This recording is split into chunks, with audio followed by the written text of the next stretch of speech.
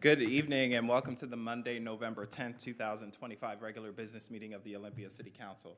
For the record, we have a quorum with Councilmember Madrone excused tonight, and we will have Councilmember Green joining us later this evening.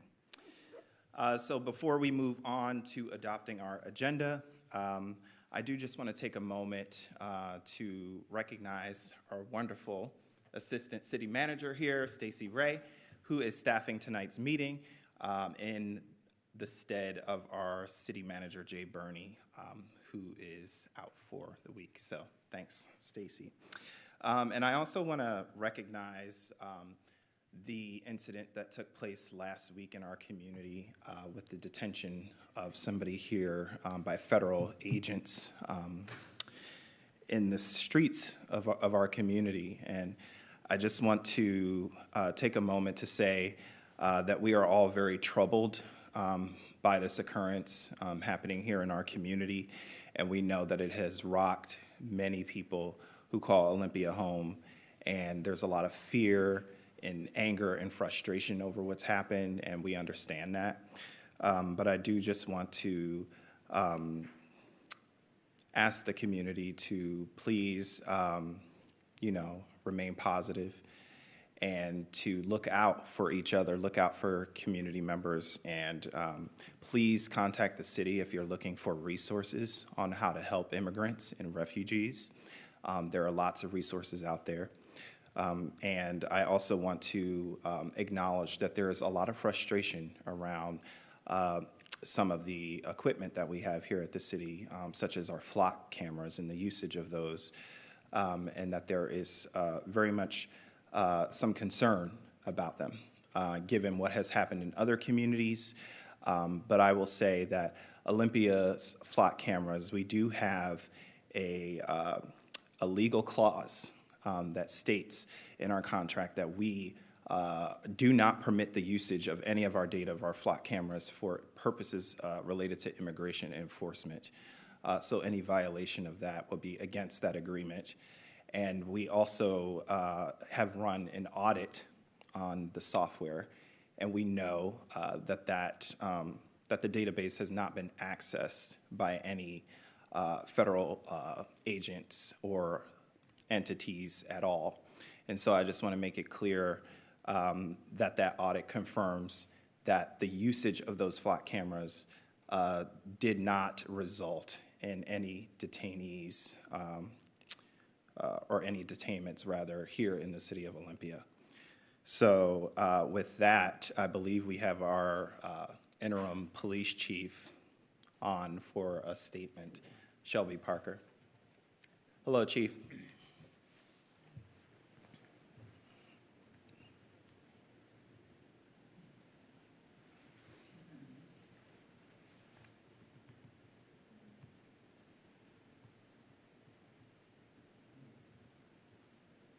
Looks like you're trying to unmute. I have Leo. I have Leo. I have Leo. I have Leo. I have Leo. I have Leo. I have Leo. I have Leo. I have. 1 second, Chief.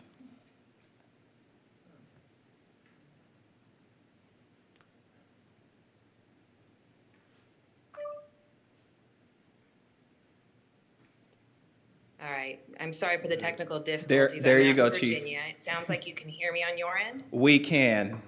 Excellent. Okay. I cannot hear you, and so I will just rely on body language. For the record, I am Shelby Parker, Interim Chief of the Olympia Police Department. And I'm honored to be here this evening to address Mayor Payne, City Council members, and our community.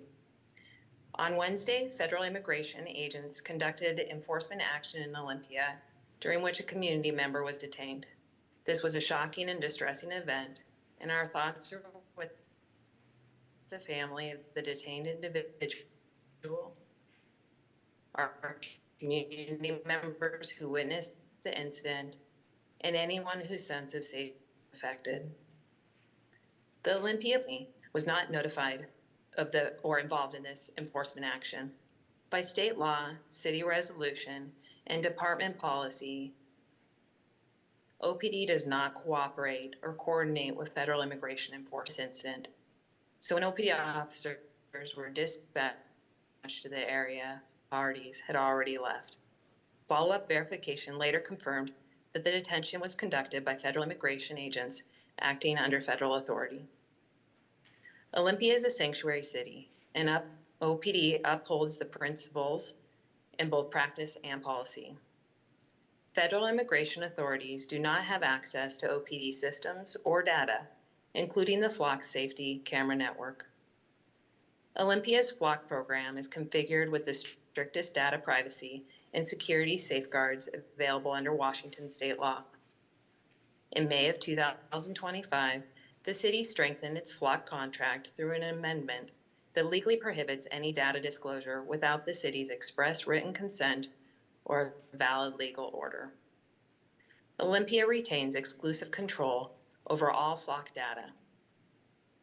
If community members witness or suspect an enforcement action by unknown or masked individuals, please call 911 immediately so officers can respond to the scene as quickly as possible. OPD officers will work to verify whether those involved are legitimate law enforcement. If officers verify the incident involves legitimate law enforcement, OPD cannot intervene. Officers will, if possible, remain in the area, and our crisis response unit will respond to support families and individuals impacted by these incidents. Olympia's strength lies in our community's compassion and vigilance. We thank our community members who reported this incident and who continue to look out for their neighbors. Your actions reflect our shared values. To promote transparency and understanding, OPD will present a public briefing on the city's use of Flock safety cameras and data protections during the City Council study session on December 2nd, 2025. Community members are encouraged to attend in person or view the session online to learn more about how OPD safeguards privacy while protecting public safety. Thank you. Thank you very much, Chief. Very much appreciated. I'm hoping that folks were able to capture some of the key aspects there. One, that OPD did not know about this incident before it occurred. I believe it was cutting out when she was explaining that, so I just wanted to provide some clarity there. And two, we ask that please know that you are encouraged to call 911 if you see an incident like this occurring, and please do not interfere. Your safety is important to us as well, but just call OPD and call 911 and report it, and they'll get out there and take a look at what's happening. So one other thing I just wanted to add really quickly was I'll just speak briefly to the Flock cameras, is that they have proven to be a useful public safety tool for us. They have been useful in stopping vehicle thefts. They've helped in incidents related to rape cases, murder as well. And so there's a huge scale of crimes that this has proven to be a useful technology for the city. So that's the reason that they're there to begin with. And so I just want to make it clear that this isn't about some other type of surveillance, but that they're there for a very specific purpose. All right, so with that, we're going to move on to adoption of the agenda. And before we do, I want to mention that we'll need to make a motion to amend the agenda, because our item 5B, which is the public hearing and approval of an ordinance setting 2026 regular ad valorem tax for first and final reading, it is no longer for first and final reading, so we will not be making a motion. It will just strictly be a public hearing for tonight. And this item will come back to us on the consent calendar for approval next week on the 18th. So with that, I need a motion. Motion to approve as amended. Second. All those in favor signify by saying aye. Aye. Aye. Motion passes. All right, so now that we have our agenda, we'll go ahead and move. We don't have special recognition, so we'll move on to public comment. We do have, oh, I'm sorry. Yes. Excuse me, thank you. Assistant City Manager. Thank you, Mayor Payne. We also need to amend the agenda with regards to item 5C as well, which is the excess ad valorem tax. Oh, yes. Thank you. 5C as well. Okay. So let's redo that, shall we?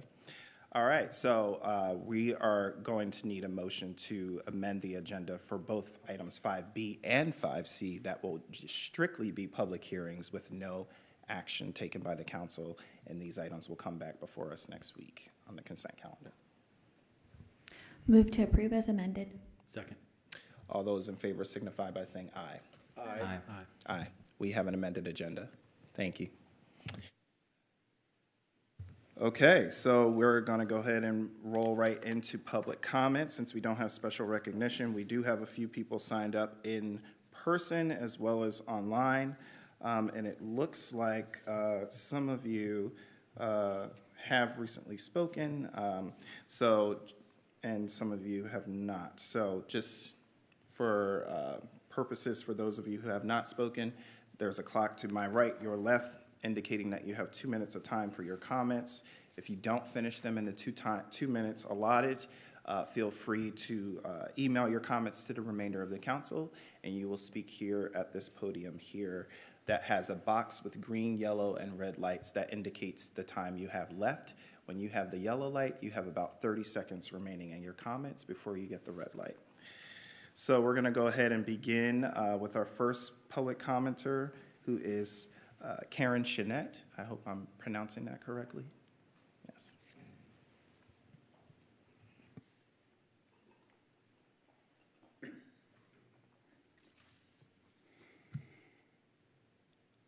Good evening, council members.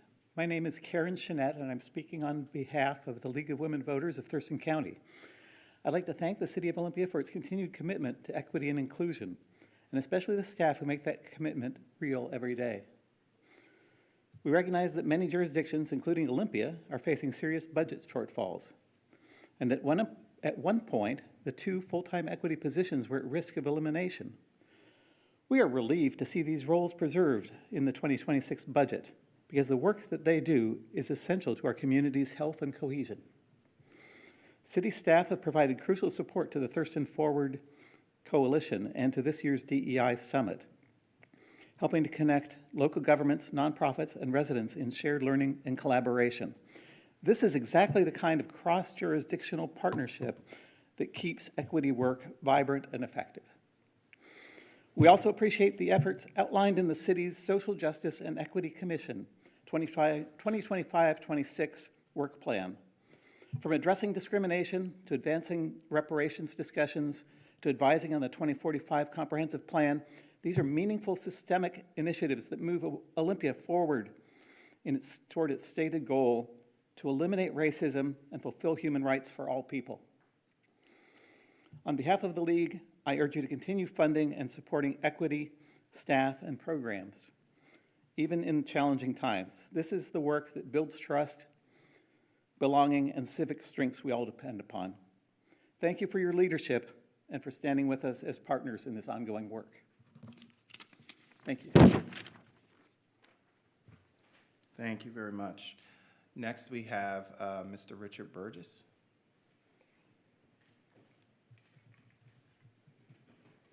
And you might stick around. Typically, there isn't a back and forth from the dais with council, but maybe after public comment, there might be some comments from the council. Mr. Burgess. There we go. I don't like coming up here. I've got serious air quality issues where I'm at my apartment. Seems like, to me, it's shoe polish. Feels like shoe polish mixed with diesel fuel, mixed with, who knows, it's some kind of fuel, and it's really intense. Now, they change oil not too far away, the oil base and stuff like that. But it's really intense, like diesel fuel kind of stuff. And then there's like glue stuff and this and that. And I used to live at 15027 Braddock Road, Centerville, Virginia. Guys way up the food chain were doing really weird stuff. They polluted the area, military stuff. So they want me to, wherever I go, to feel like toxins and poisons and all kinds of stuff like that. So, yeah, so I'm trying to keep it together. It started April 1st, 2024 with the intense diesel fuel type stuff. I hope it stops.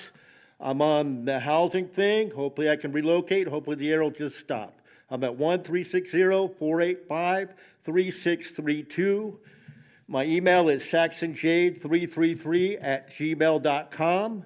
Facebook, Chantilly Secondary Alumni, Richard Burgess. Yeah, and with housing, they said they didn't receive recertification, but they had. I'm trying to work. I just want the air to clear up where I'm at. And people are having a great life where the apartment complex where I'm at, they're having a good life. I'm not. I'm trying to figure out where these toxins are coming from. You know, it's like a fuel type stuff. It started April 1st, 2024, and I've had problems with air quality issues for the past like 25 years. Okay, I'm chemically sensitive.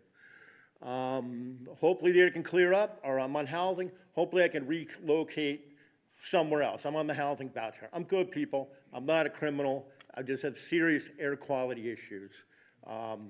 Thank you, veterans, for your for everything, for keeping us here. Thank you very much. Thank you, Mr. Burgess. So next we have Carol Goss, followed by Golden Neal. Good evening, everyone, and I would like to just take a moment and say thank you to our council members that allow us to come in and have our say. Thanks so much. My name is Carol Goss, and I'm here tonight to represent the Thurston Forward Coalition that planned the summit that Karen was just speaking about. This is a very unusual and growing concern in that it's a group of folks that represent the YWCA, YMCA, NAACP, Asian Pacific Islander Coalition, as well as the League of Women Voters. And thanks to your support and the support of other municipalities who were also involved in our planning, including the City of Olympia, Lacey, Tumwater, and Thurston County. So thank you so much, and we really want to give a plug for continuing developing and strengthening those relationships across jurisdictions, because as we face the budget shortfalls, we really need each other, and we have to be able to communicate and coordinate with each other and build those relationships so we can have cooperative relationships and ongoing collaboration. I also just want to take you on a little bit of a visit back to 2023, and the League had the idea of pulling together everyone who had been working in their own municipalities regarding diversity, equity, and inclusion. And so we had the idea of pulling people together, and the first person who said yes to be part of a panel was Toby Hill-Meyer. And you know how that moment of lift is when somebody says yes and you just have to do more. Then the next person was Assistant City Manager of Lacey, Shannon Kelly Fong, and she said yes. And that's how we were able to get to this moment in time. So thanks so much. We appreciate your work and continue to build those relationships. Thank you. Thank you very much. And our last in-person public commenter, Golden Neal. Thank you, Council. My name is Golden Neal, and I'm also speaking on the behalf of the League of Women Voters of Thurston County. I want to thank the City of Olympia for your ongoing commitment to equity, and especially the staff who works to bring that commitment to life every day. We understand that the city, like others, faces budget challenges, and we are grateful that the 2 full-time equity positions remained in the 2026 budget. These roles are vital in keeping Olympia a place where everyone can live and work and play and love with dignity. Your staff support of the Thurston Forward Coalition, which I'm a part of, and this year's DEI Summit has been invaluable, connecting jurisdictions, nonprofits, and residents in shared learning and collaboration. We also recognize the Social Justice and Equity Commission's 2025 through 2026 work plan for addressing discrimination to advising on the 2045 comprehensive plan as essential to sustaining Olympia's leadership in equity. On behalf of the League, I urge you to continue funding and supporting this work, even in difficult times. Equity is not an extra, it's a foundation of community and the trust and the shared values of belonging. As a Thurston County person, I have greatly enjoyed being able to take part in the celebrations of Rebecca Howard Park and also Lula Fest.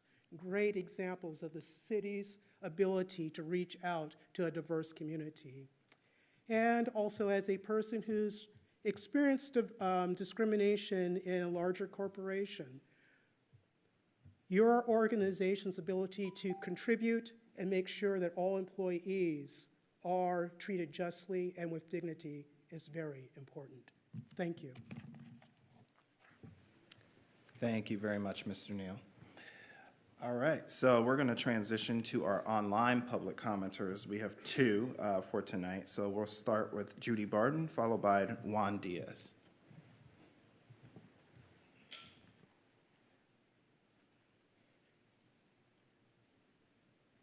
Can you hear me? Yes, Hello? we can. Thank you. I have a lot of trepidations about the revisions to the land use chapter that decrease livability for residents, and I will highlight a few.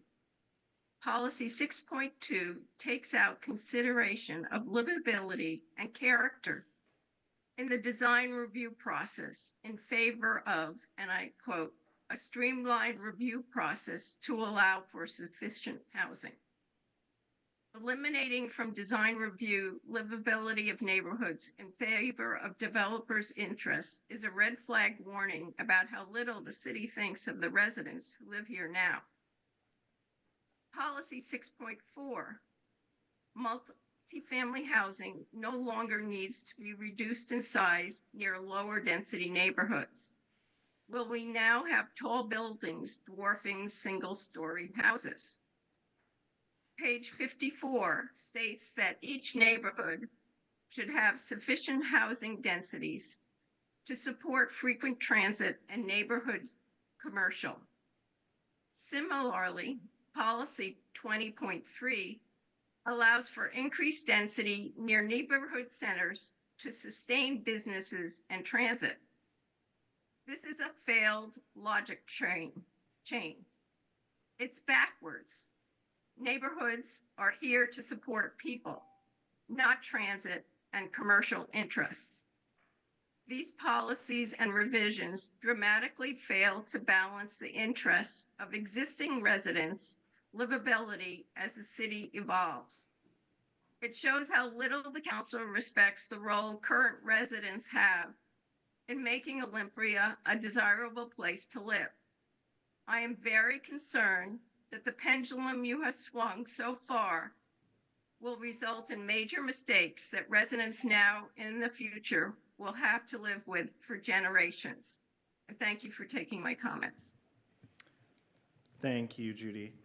And last, we have Juan Diaz. Mayor Juan Diaz is not signed in. Okay. All right, so that concludes public comment for this evening. Juan, you are encouraged to attend next week's meeting if you've missed this opportunity for public comment, or you can send your comments to the council. So before we move on, are there any comments from the dais? Councilmember Gilman, followed by Mayor Pro Tem Nguyen. I appreciate the Thurston Forward Coalition coming in tonight. And I just wanted, a couple things really hit home with me. One was Reverend Neal saying that this community should be a place to live, work, play, and love. That's a list that I aspire to work towards as a council person.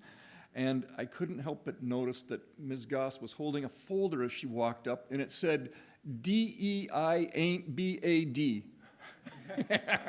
Oh, it ain't DEAD. There we go. It ain't dead yet. So I appreciate very much your coming out, and I hear Ms. Barden's comments, and we'll have an opportunity to discuss that when we have the land use chapter on the agenda later this evening. So thank you. Thank you. Mayor Pro Tem Nguyen. Yeah. For Mr. Burgess is not here, but for folks that might be hearing or seeing Mr. Burgess for the first time, and if Mr. Burgess happens to watch these back, just wanted to say that I always appreciate hearing from him, even though it's under unfortunate circumstances. It is my understanding that city staff have remained connected to Mr. Burgess as he does frequent public comment, and the council continues to give the direction to staff to support where we can, and hopefully the air quality issues will come to a close. Also, wow, League of Women Voters really showed up tonight, didn't they? They certainly did. I just really appreciate this group of people, just the three that showed up tonight, but then also League of Women Voters in our area specifically. We just had an election, and the League of Women Voters for a very long time now has been a nonpartisan group organizing community members to get more informed, to share about the processes of what does it mean to get involved? What do the different elected positions do? Why should you care, right? Whose jurisdiction are you under? They're there to answer the tough questions and the basic ones that sometimes people just don't know to ask or don't know who to ask. And then as well, the league, I think it was a couple of years ago, whichever one that you were sort of unveiling the big water quality study was, the water study. So that one, I remember Carol Goss actually doing a short presentation about the DEI efforts for the local League of Women Voters. And I just remembered being really impressed, and I continue to be impressed, is that I think that for an organization that is as old in a good way as the League is, to take up DEI and to say, hey, this is important, and to be a nonpartisan group, I think that really says something. This is not something that's new and trendy or only for, progressives or a certain sort of political ideology. In fact, DEI or diversity, equity, and inclusion is really simply ensuring that people have what they need to succeed, and then therefore we're all better, is really what it is. Once it's boiled down, it shouldn't be political at all. It has made to be, and so if it's going to be political, it can definitely be nonpartisan. So thank you so much for all of your efforts. A lot of love for the League of Women Voters. And also, we got to hear from more than just women tonight, right? Also, it's another thing. You don't have to be a woman to be a part of the League of Women Voters. Yes, they always have brochures, and Carol will be in the back with brochures. I guess that's all my comments for tonight. Thank you. Thank you, Mayor Pro Tem. Any additional comments? Yeah, I want to second that, and I also want to thank you for showing up tonight to thank us. We don't get that often, so it's nice when folks come and they have something nice to say about the work that we're doing. It's much appreciated, so thank you for that. You didn't have to take the time out of your lives to come and do that. And it's also really special for you to recognize that diversity, equity, and inclusion is usually one of the first things on the chopping block in tough budget times for any organization. And so it's really special that you recognize the importance and how amazing it is that we're not at a place where we needed to do that. And it's so important for the community to hear and understand that having these roles in our organization is really important, because when they are on the chopping block first, what happens is we tend to exacerbate the problems we already have. So the problems for marginalized community members gets worse because we don't have people in the positions to hold the organization accountable to equity. And we're going to hear a little bit more about this later in the Equity Strategic Plan briefing that's on our agenda for tonight. But it's so important that we have people that do the work. They're not the only ones doing the work. It's the responsibility of everybody who works for the City of Olympia. But as the saying goes, when it's everyone's job, it's no one's job. And so they're here to make sure that equity is infused into the city of Olympia as an organization. And so we thank them for their work, and we thank you for recognizing it. So thanks. All right. Any additional comments? Okay. So we're going to move on to the adoption of the consent calendar. We do have a request from Councilmember Gilman, who is our Chair of Finance, to pull item 4D, which is the approval of an ordinance imposing the councilmanic public safety sales and use tax authorized by House Bill 2015 of 0.1%, is to be pulled for separate action, as well as item 4E, which is the approval of an ordinance amending chapters 5.04 and 5.05 of the Olympia Municipal Code and the city's business and occupation tax program for separate action as well. So with that, I need a motion to adopt this evening's consent calendar minus items 4D and E.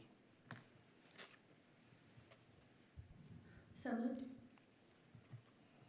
Second. All those in favor signify by saying aye. Aye. Aye. All right, motion passes. So we're going to go ahead now and move on to item 4D, again, which is the approval of the ordinance imposing the councilmanic public safety sales and use tax authorized by House Bill 2015 of the 0.1%, which is pulled for separate action. So I need a motion to approve. Yes, Councilmember Gilman. I would move to approve an ordinance imposing the councilmanic public safety sales and use tax authorized by HB 2015 of 0.1%. We have a motion and a second. Is there any discussion? Seeing none, all those in favor signify by saying aye. Aye. Opposed? Motion passes. Okay, so we'll move on to item 4E on the agenda, which is the approval of the ordinance amending chapters 5.04 and 5.05 of the Olympia Municipal Code and the city's business and occupation tax program. Is there a motion? Councilmember Cooper. Thank you, Mayor Payne. I should have been ready if I was going to make the motion, but I'll find it. 4E, thank you, Councilmember Green. Move to approve on first reading and for the second reading an ordinance amending chapters 5.04 and 5.05 of the Olympia Municipal Code and the city's business and occupation tax program. Second. All right, we have a motion and a second. All those signify by saying aye. Oh, I'm sorry, any discussion? Yes. Yes, Mayor Pro Tem Nguyen, followed by Councilmember Green. Yeah, this one it has been a tough one for me. I have been pretty dug in on not increasing the business and occupancy taxes, especially for retail, even though knowing that retail would be really kind of the largest contributor to it. And those reasons being that I'm worried about the sort of state of small businesses and just business overall, but certainly those that fall under the retail or retailing services categories within City of Olympia right now. And I've had very impassioned calls to describing like why I am so concerned about it. Just overall, like sort of layering on our already regressive tax foundation. And I just really appreciate city staff and finance working to bring us different options to consider, and also my council mates, including Councilmember Madrone, that's not here tonight. But I appreciate all of you listening and also digging in and sharing different concerns with me. And I think that what we have before us tonight is something that is not ideal for me. And also I realize that there's a lot of good compromise and a lot of good discussion and work to get us here. So I just really appreciate that. And it's something I can accept. Thank you. Councilmember Green, followed by Councilmember Cooper. Thank you, Mayor Payne. Mayor Pro Tem, thank you for that. This is one that, you know, I've also really struggled with, really just on the principle of, you know, raising taxes to maintain services versus raising taxes to be able to do something new and amazing and wonderful for our residents. And I still really do struggle with that. But I recognize, you know, I know this has been a process, and I appreciate everything that the staff have brought to us, and I appreciate all of our discussion. I think what this does for me is just open, you know, we talk throughout the budget discussion, and it's been conversation for years, and is just the systemic reality of the problems with city budgeting. And so I think, while I know it feels like it falls on deaf ears a lot, I just feel like for me, this is a call to, because we're having to rely on things like this to balance a budget, it's just a call for me to have some renewed energy and try to find some champions in the legislature who help us do literally anything to have other options at our disposal, because at the end of the day, it's really just about the only thing that we have at our disposal to deal with this. So I am going to support it. It's been a struggle, and I still struggle with the underlying issues, and will continue to. But I just want to thank everybody here for that, the discussions that have happened around it, and the care and consideration that have been given to it. Thank you, Councilmember Green. Councilmember Cooper. Thank you, Mayor Payne. I'm glad that it's hard, and it should be every time we talk about taxes. So I think that's, you know, it's the struggle we're in, and I appreciate Councilmember Green lifting up the untenable situation that we're put in every budget. This is my 15th budget, and I think this is the lowest CPI at 2.9% of all 15. And yet we have a 1% increase that we're allowed in property tax, right? And so we start off 1.9% behind when we're writing the budget. And during the Great Recession, we had years that were 9 and 10%, right? And so one of our residents said it really well last week. We'd be sitting on $10 million a year more or so if we had been able to increase by CPI over this whole time. But that's still raising taxes. So it's an important thing to always think about. It impacts everyone. And I just want to say that I'm really happy that we're finally here, because there's one really exciting thing in this motion, and that's that 1,700 businesses in Olympia will no longer pay taxes in the B&O tax realm. So 1,700 of our smallest businesses under $1 million will no longer pay B&O tax in the city of Olympia. And to me, that is a really awesome day. And it's hard to be the ones that are giving a little bit to help make that happen. But those are our largest businesses, and the ones that we don't know someone's name to call for the most part that will be paying for that. So I'm really happy, and I'm glad that this council's been so deliberate about getting to this point, because it's made better policy. Thank you, Councilmember Cooper. Councilmember Vanderpool. To add to what Councilmember Green mentioned about tax reform, when I wrote up my list the other day for the city manager for the legislative session, the first item I put immediately down was tax reform, because everything else that we can do as a city is exceedingly attached to our regressive tax code.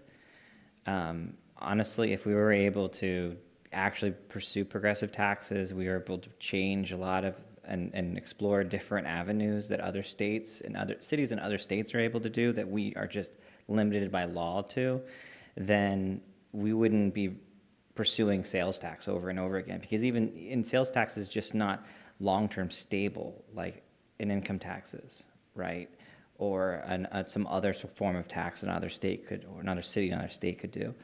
And so that's the top of my list this year, because, and it should continue to be the top of every city and counties list, because the thing that continues across all of the counties and cities is the fact that we're all stuck with this system. And every year, you know, you see the budgets, even from Seattle to us to Thurston County, we're all dealing with budgets that are affected by this regressive tax code year after year. And I'm hoping that the legislature takes it on, because it's, even though it's just not sustainable for them, it's not sustainable for us. So when I say tax reform, I mean allowing the cities to make their own tax decisions. Thank you, Councilmember Vanderpool. Councilmember Gilman. I think that these comments tonight are a reflection of 2 years of process, both in committee and at council, to consider how we might reform business and occupation tax. And I'm really pleased to hear the conversation tonight and honored to vote together with you to support this reform of the B&O tax program. Thank you. So I think you heard it from all of us that we wouldn't be doing additional taxes unless we absolutely have to. And that includes the public safety sales tax that we just talked about just a moment ago. It is regressive because it is a sales tax. As for the business and occupation tax, I do understand the struggles that small businesses in particular are facing right now, just given where we are economically, not even necessarily because of the tax structures of any given government, with inflation and tariffs and all these other things that are impacting small businesses. And it's really unfortunate that we have to continue to use the same tools over and over, to Councilmember Green's point. And we really urge our state legislature to give cities different tools to be able to generate revenue without continuously having to adopt regressive taxes to close our budgets. And the one thing to close our gaps in our budgets. And the one thing I want to say about that specifically as well is that our budget, where we are, it's not just a matter of the bureaucracy growing and simply saying just cut the fat. It is also inflation that is driving up the cost of things for the city as an organization, which is also driving up, or widening the gap for us to close. And so I just want people to hear that, because it's important for you to understand that it isn't just about the bureaucracy getting bigger and bigger and bigger. And we also have made reductions or agreed to have make reductions this year. While we're also going to be here in a moment adopting these measures, it's also unfortunate that we have really tough issues with inflation. And in 2 years, we'll be stabilizing the budget, and we'll probably see maybe less conversation around the budget. But then we see that gap widen again in 2029. And again, that's because of inflation. And so we're not completely out of the woods, but there is some relief temporarily for us. And I think everybody's hard work at the city to get us to a point where we can at least withstand the blow, if you will. We could be in much worse conditions than where we are now. So we thank everybody for their creativity and really rolling up your sleeves and digging in to get us somewhere where we can stomach this. So with that, we have a motion and a second, and all those in favor of approving the ordinance amending chapters 5.4, 5.5 of the Olympia Municipal Code to the city's business and occupation tax program signify by saying aye. Aye. Aye.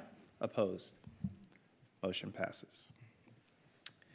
All right, so that concludes our business on our consent calendar for tonight. So we're going to go ahead and move on. We have a few public hearings tonight on our agenda, and we're going to begin with the first, which is item 5A on your agenda, and it is the program year 2024 Community Development Block Grant Annual Report, and we have Anastasia Everett, who is our Senior Program Specialist in Community Planning and Economic Development. Hi, Anastasia. Hi, good evening, Mayor and Council. Thank you for this opportunity. And for the record, my name is Anastasia Everett. This is my favorite time of the year. I love being able to report on the good work that the CDBG program does in the community. So it is a great privilege to do this public hearing, so thank you. The City of Olympia is an entitlement community for CDBG funds, or Community Development Block Grant funding. We receive annual allocations to invest in our community. The program is nationwide and is flexible and allows for each community to target their greatest needs. The CAPER, or the Consolidated Annual Plan Evaluation Report, is an annual report that CDBG regulations require grantees to submit within 90 days of the close of a grantee's program year. So our program year ends August 31st, so we present this in November annually. CAPERs are also a way to share with the community how CDBG funding has been spent during the past year. According to our consolidated plan, the preservation of housing for low and moderate income persons is the #1 priority with our grant funding. The city invests the majority of our CDBG to meet this goal. The city spent down the vast majority of its program year 2024 funding, with all of the subrecipients spending down in a timely manner. As you can see here, the majority of our funding goes towards the preservation of affordable housing. Oh, I have that on the wrong slide. I'm sorry about that. Here you can see how we have spent our funding. Since its initial year of CDBG funding in program year 2021, Olympia's awards have increased the capacity of Rebuilding Together Thurston County's critical home repair program. In 2021, 3 homes were rehabbed with city funding, and in program year 2024, we funded the rehabs of 11 homes.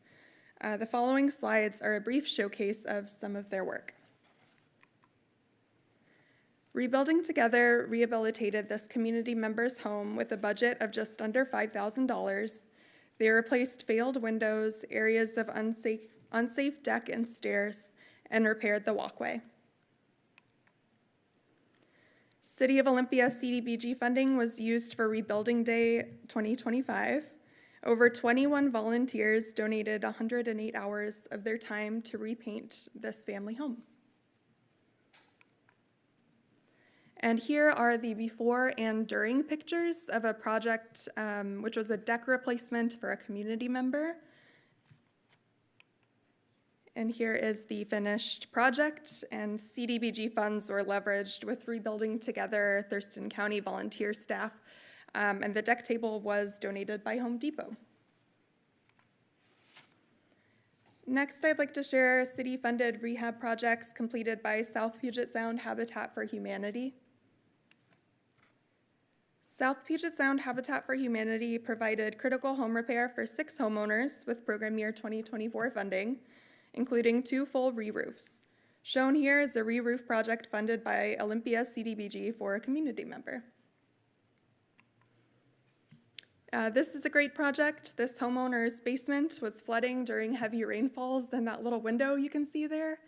And CDBG funding was used with Habitat staff to install a drain, which now keeps the homeowner's basement dry during rainy days. And the city funded the Energize program again in program year 2024. And this program was also a partnership with South Puget Sound Habitat for Humanity. And here are just a few of the completed heat pump installations, and they were fully subsidized by City of Olympia funding. In total, CDBG paid for the installation and weatherproofing for 8 low-income and moderate-income households. And I would like to share a brief update on the rental rehabilitation program. Funding is allocated to the rehab of a 12-unit multifamily property. That rehabilitation is estimated to be completed in summer 2026. And then following the closeout of that project, rental rehab funding will be incorporated into the Safe Housing and Rental Efficiency, or SHARE Accelerator program, for energy efficiency and safety upgrades to rental housing. Some accomplishments here are program year 24 funds rehabilitated a total of 25 homeowner units with an average cost of rehab just above $10,000. And we also funded Enterprise for Equity, which provides technical assistance to low-income business owners. And the homeless response team, our internal homeless response team, who provide outreach and support to community members experiencing homelessness. The public comment period for the CAPER is open until November 14th, and consideration of approval is set for the November 18th meeting, and contingent upon approval, the plan will be submitted to HUD by November 28th. And I am available for any questions. Thank you. Any questions from council? Not seeing any. Wow. All right. Well, thank you very much, Anastasia. So at this time, I'm going to go ahead and open the public hearing on the program year 2024 Community Development Block Grant Annual Report. So we do not have anybody signed up in advance for this hearing tonight, but it is our custom to open it up to anyone who is present here in the chambers who wishes to testify on this item. You are free to do so at this time. Is there anybody in chambers that wishes to testify? Going once, going twice. All right, at this time, we're going to go ahead and, well, we're not going to close it. See, that's why I take my notes. We're going to go ahead and leave this hearing open because you have until Friday to submit your comments to the city for this item. So we're going to go ahead and leave that open. So please feel free to send in your comments if you haven't done so already. All right.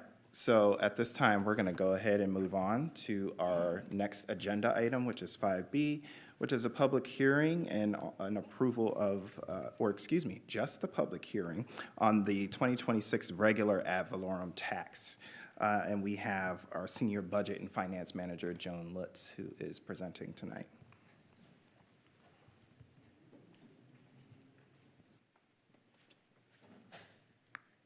Good evening, Mayor Payne and Council. For the record, I'm Joan Lutz, Senior Budget and Finance Manager. And hopefully, you're on the downhill slide of hearing about ad valorem. This is the same presentation as you've had 2 times before, so we'll probably move through it pretty quickly. Okay, so just a reminder that property tax in Washington is budget-based, meaning that we determine the amount needed for the budget within the constraints of the state law, and that is the amount that we assess to be levied. Valuation is performed by the county assessor, and they let us know how much property is in the city limits, and that is what we use to determine the assessed value. And then from there, it is a math equation that gets us our levy rate. Quick reminder that we do have a stipulation that limits us to 1% growth or the implicit price deflator. I have a hard time saying that. Whichever is less. For 2026, the IPD is 2.44, so we will be utilizing and leveraging the full 1%. And the 1%, it can only be leveraged as long as we don't go over our statutory maximum. As you can see, based on all of the calculations, it's 3.325.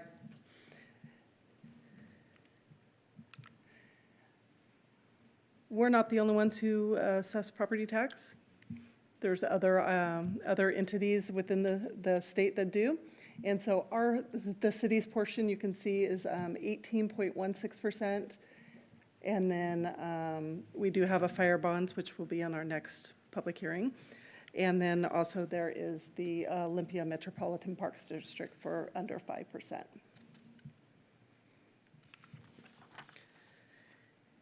And this just discusses how the 1% limitation creates an inverse relationship between the assessed value and levy rate.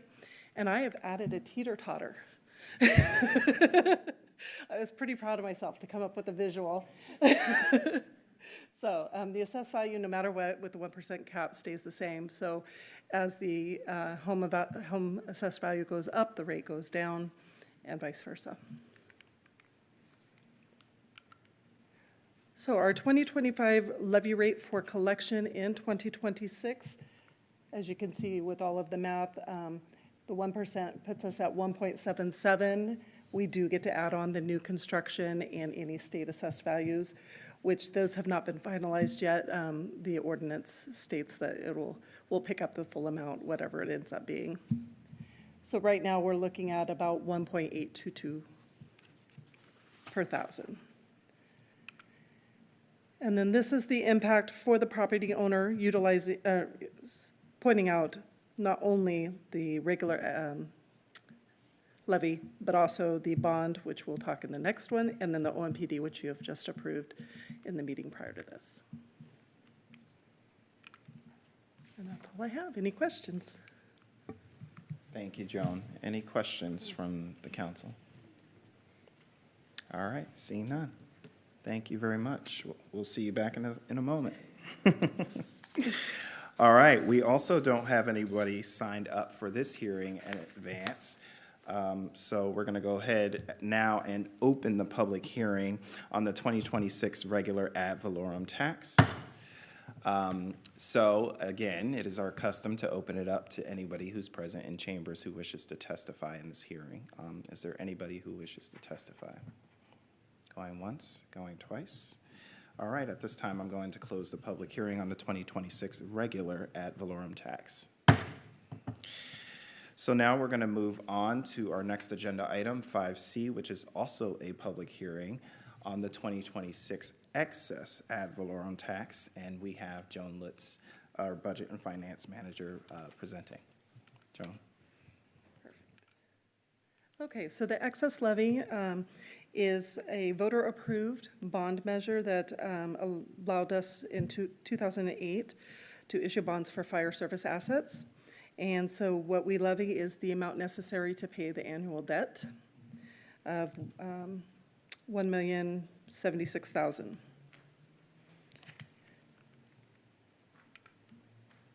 And this chart you have seen before. It's just the total for the three levies for the property tax. These two public hearings will come back on consent on the November 18th meeting. So that's when the ordinances will be signed. That's all All right, thank you, Joan. At this time, I'm going to open the public well, before I do that, are there any questions from the council? I didn't think so. At this time, we're going to open the public hearing on the 2026 excess ad valorem tax. By now, we all know the drill. Is there anybody that wishes to come forward? All right, going once, going twice. I'm going to close the public hearing on the 2026 excess ad valorem tax. Okay, so that concludes our public hearing series. So we're going to go ahead and move on to item 6A on your agenda, which is the City of Olympia's Equity Strategic Plan briefing. And we have our Assistant City Manager, Stacey Ray, who's going to come forward first for a few comments. Yeah, thank you very much, Mayor. Council members, so for the record, I'm Stacey Ray, Assistant City Manager, but I am here speaking on behalf of our City Manager, Jay Burney, tonight. So as most of you know, this work is so incredibly important to him, and he's been very, very much invested in it for a number of years, and I hope to be here tonight to be able to share his comments, but I'm sharing some remarks on behalf of Jay. So Jay's incredibly proud of the journey we've been on in centering equity within our organization. He views tonight as a significant milestone in the city's commitment, and milestones give us a moment or an opportunity to be able to pause and reflect on our progress and the steps that we've taken to date in becoming a more equitable organization. It's gratifying to be able to say that our staff, our leadership team, and in a lot of ways this council have all contributed to making the steady, impactful progress that we can be so proud of. Just a few of the accomplishments, just a few as we take a moment to reflect. We've established an equity framework for items that come before you as a council. We've addressed equity in pay on a citywide scale. We have launched employee resource groups within the city workforce. We've developed and hosted numerous staff trainings, as well as opportunities for deepening conversation and learning amongst our employees. We have remained committed to working with community partners to bring forward and uplift cultural events throughout the year. And we remain committed to our values as reflected in our sanctuary city policy. So these are just some of the milestones on this journey that we've been on.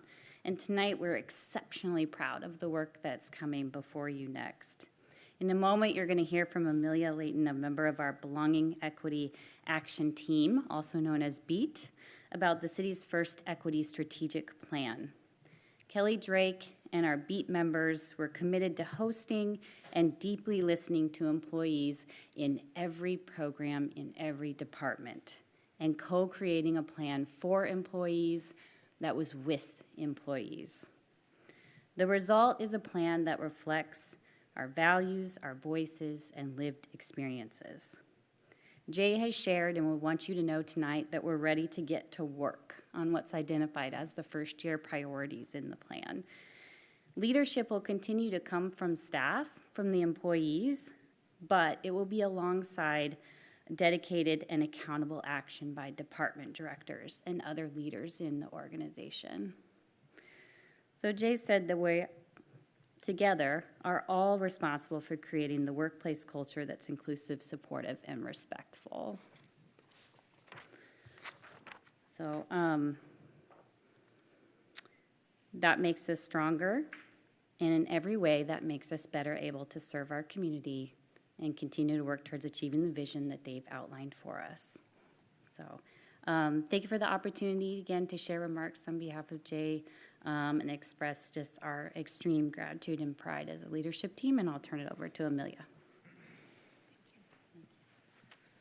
Thank you. For the record, Amelia Layton, Senior Program Specialist from Community Planning and Economic Development, and member of the BEAT team for a little over a year. Yeah, Kelly knows how long I've been on the BEAT team. So just to run through sort of how we got here, we do this work knowing that equity is not just a policy, it's leadership and action. The plan aligns with our internal culture within with community equity commitments.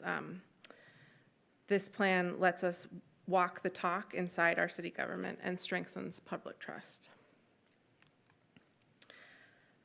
So the equity strategic plan was, like Stacy said, was developed from workforce information gathered through staff interviews, citywide survey, departmental meetings, and ongoing staff feedback that the BEAT members have collected.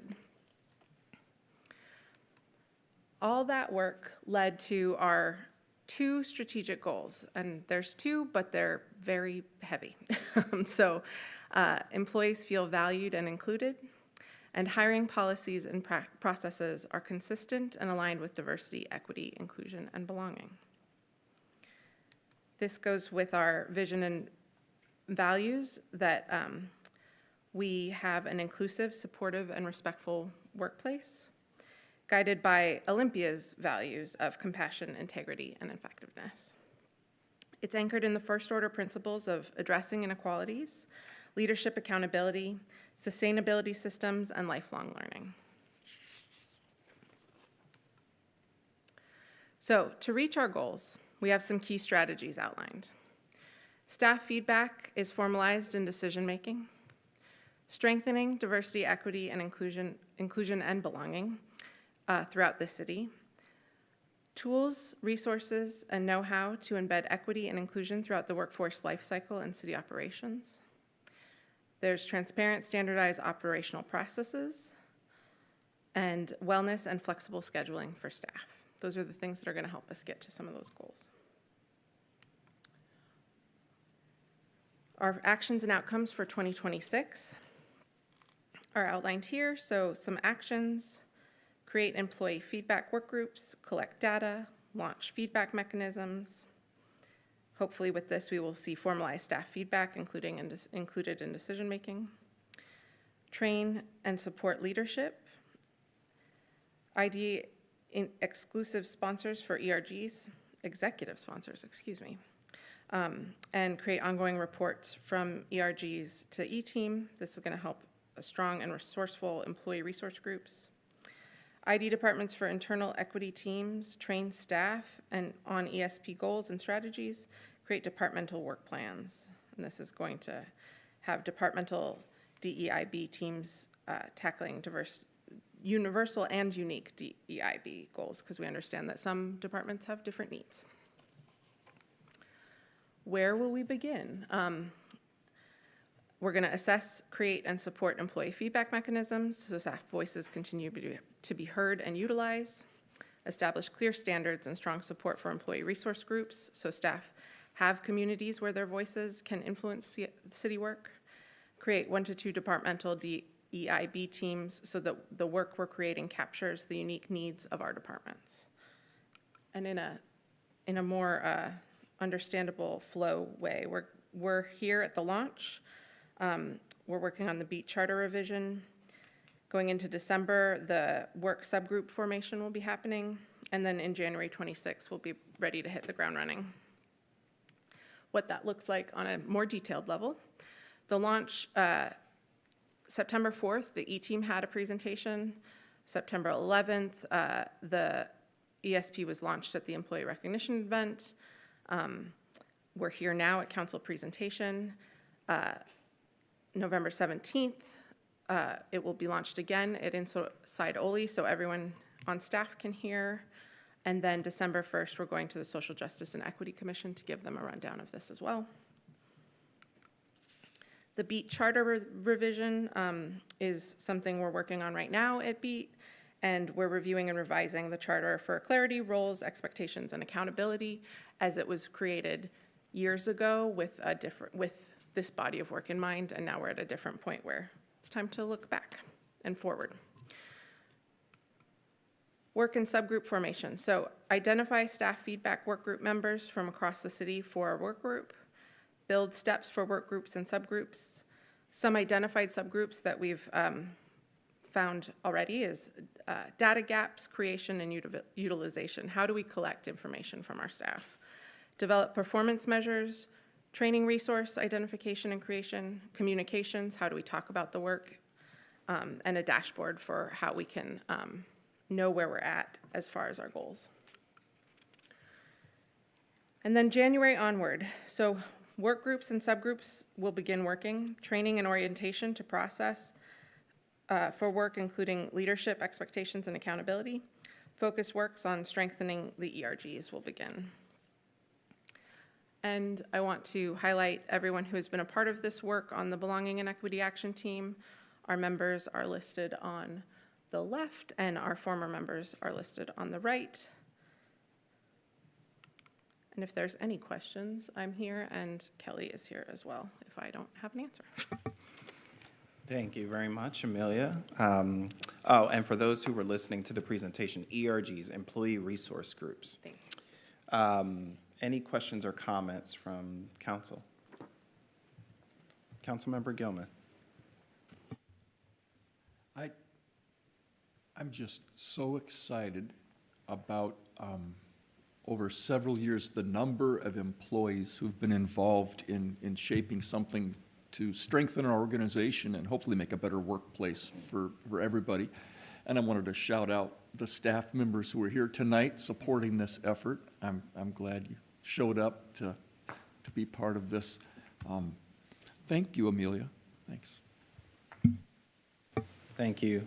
Councilmember Cooper, followed by Mayor Pro Tem Nguyen. Thank you, Mayor Payne. Yeah, I'll echo Councilmember Gilman. It's really nice to see something so accessible and understandable. In fact, the only way to avoid not having your plan go on a shelf is make sure that it falls off the shelf, right? And this is beautiful. I think every single city employee can understand where they fit into it even the city council can understand where they fit into it by reading it. And I really look forward to watching and seeing how these objectives stand up on their own and become bodies of work. And because I'm trying to imagine how we would be better at hiring because we have such awesome staff. So to see that go to the next level will be really a significant outcome. So thank you all. Thank you. Mayor Pro Tem Nguyen. Yeah, thank you so much. That was a really great presentation, Amelia, and for your service on the BEAT team. That's a big deal. That's in addition to the other things that you do. Yeah. But you participate, and all of the employees participate on efforts like the Employee Resource Group and the BEAT team on paid time. Is that correct?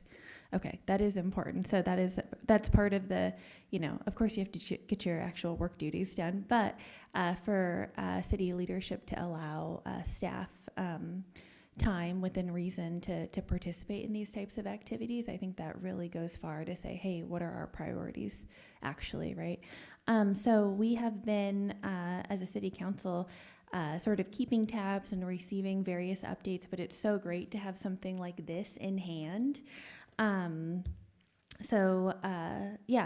refer to and just know, like, okay, where are we at and where we're going.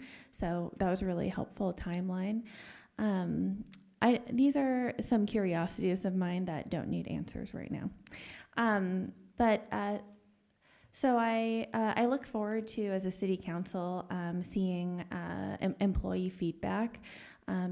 We, as a city council, we don't necessarily dive into operations, though it is really important. So we trust the city manager and the office of the city manager to handle operations, and it's important to see how are some of the things that we're doing it from a city council standpoint, how is it resonating to everyone throughout the organization, right? And I think that survey or however the feedback is collated, it will be really important for us to see, and so I'm really looking forward to that. As well, I think about the different employee resource groups that have gotten on the ground so far. And, I won't list them all, but I think about, how are they going now that it's been a little bit? Are there some things that we've learned? Is there opportunities to bring some together, or sort of what does the management look like? Because I think people get really excited to start something, and then it's like, oh, how do we sustain something, right? And if we're starting and stopping, not to suggest that anything has stopped, but starting and stopping, I think people also grow tired of that. So I'm looking forward to hearing how the employee resource groups are going. And then also, this is a bit of a kind of an awkward one, but I think just really real, is that we're on city council, we're politicians, and it doesn't have to be a bad thing, being a politician doesn't have to be a bad thing, but so we have politics as part of our city direction. I mean, it's just part of it. And so, and I don't think in any organization the politics of everyone working there are the same. No way. And so I wonder how everyone at the City of Olympia is going to be able to show up, do their work first, of course, and then also be authentic, knowing that there's a lot of differences. If we got demographic differences, we have experiences, roles, and also we probably have political differences. And so, I guess I'm just kind of sitting back and interested in seeing. I want people to not be inappropriate at work, but also be able to really, when we talk about inclusion and we talk about diversity, it's not always just the including the type of diversity that we want to see, but it's really including everyone, right?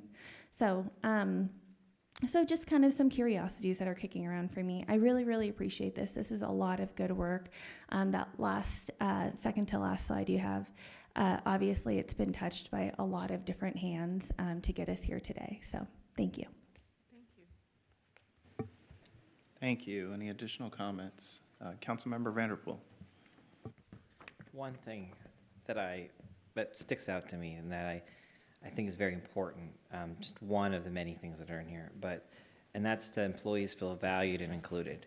And it sits with me because burnout is a real thing. People work really hard on a lot of very important operations for the city. I mean, we just went through a budget cycle. We just went through a comprehensive plan. There's a ton of work happening all the time by folks. And, so that for me, it is very important that every employee at the city feels valued and wanting to come here and work every single day. And when I see that in there, I feel that is not just a goal, but something that needs to happen every single day. Because burnout is real, especially nowadays. And there's so much going on out there, and to have folks come back and continue to work on stuff, it's no joke. It's super important.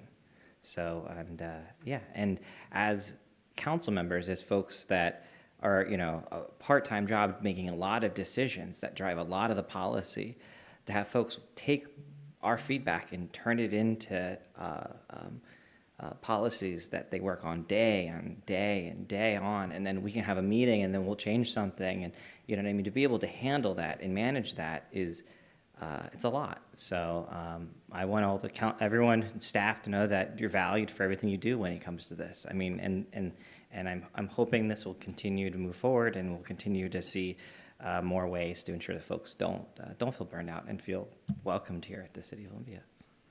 Thank you. Thank you. Any additional comments? Thank you all so much. What I really appreciate about this is it doesn't look like you're trying to do too much too fast. There is, there's something to be said about starting with your own house, right? And I see a whole lot of internal work that has to be done here, and we're not making any assumptions about the city of Olympia that we've arrived. So when I look at this, I think, okay, yeah, we're starting with ourselves. I am curious, though, about the external work, and I'll get to that in a moment. But I do just want to lift up the importance of the people inside doing the work, living out the values of diversity, equity, and inclusion and belonging, because it's not, it can't just be words on the paper. It's got to be something that people are practicing every single day in an organization, boosting the morale of the organization, and treating people with dignity and respect from wherever they come from, whatever corner of the world, whatever their life experiences are, and we all come together in this one place and serve the people. So it's the people business, not just the work we do as public servants, but the equity work is people work. And that's what makes it challenging, right? Because we're so complex as people. And so the work that you're doing here, I think, says a lot about us and ourselves, that we're committed to doing it internally. And then my question about the external piece of this, because we have, we're making sure that we embed equity in everything that we do, including our comprehensive plan, right? And so we're in the thick of that update right now. So I guess my question is there a plan to maybe take this further at some point in the future and think about how what we've learned can be applied externally? Because we have, when I think about the work that we do in terms of equity, it doesn't just apply to the four walls of City Hall. It applies to how that turns out into the community. So anything to share on that? Do you want me to take a stab at it? Or do you have a plan? The way is the plan. Yeah, I think this is a first step, and a lot of the education that goes along with this work internally will then help us all be better when we turn and face the public. That exact question is something that I had when I came on beat as well, and I know a lot of staff are sort of raring to go in that direction, but we can't do that without making sure we're good here. And so I think this work will then bleed out into that space, and starting with the life cycle policies at the city of hiring and staffing is going to be sort of one of the first steps at looking at equity and belonging and inclusion in sort of everything we do, alongside with what y'all are doing as you create policy. Is that fair? Okay.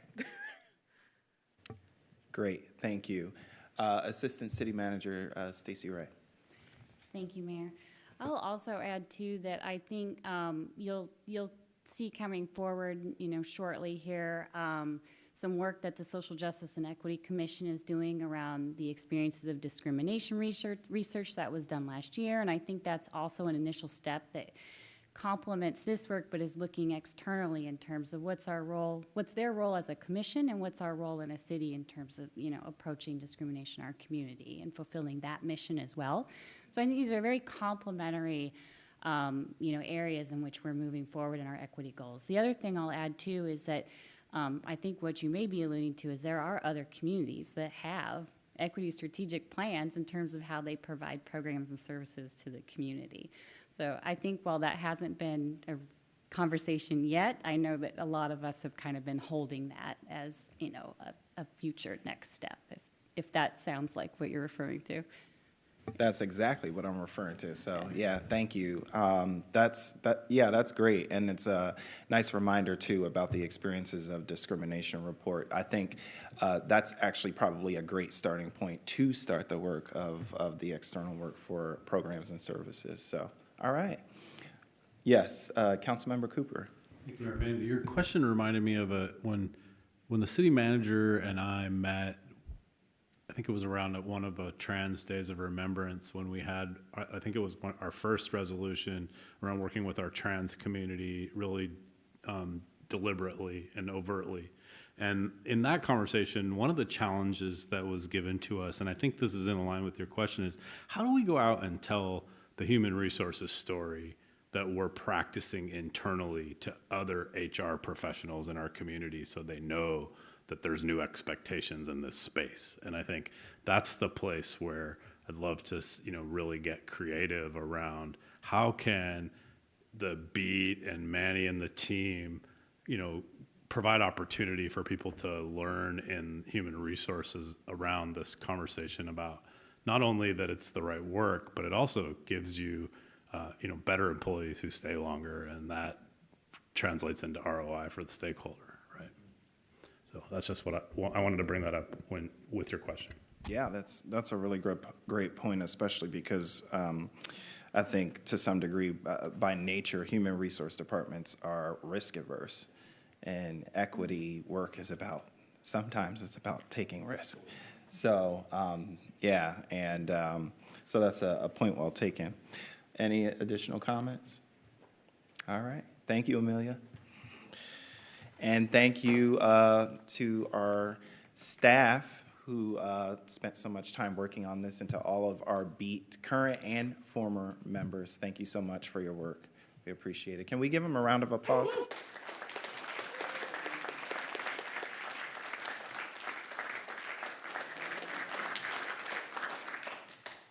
Job well done.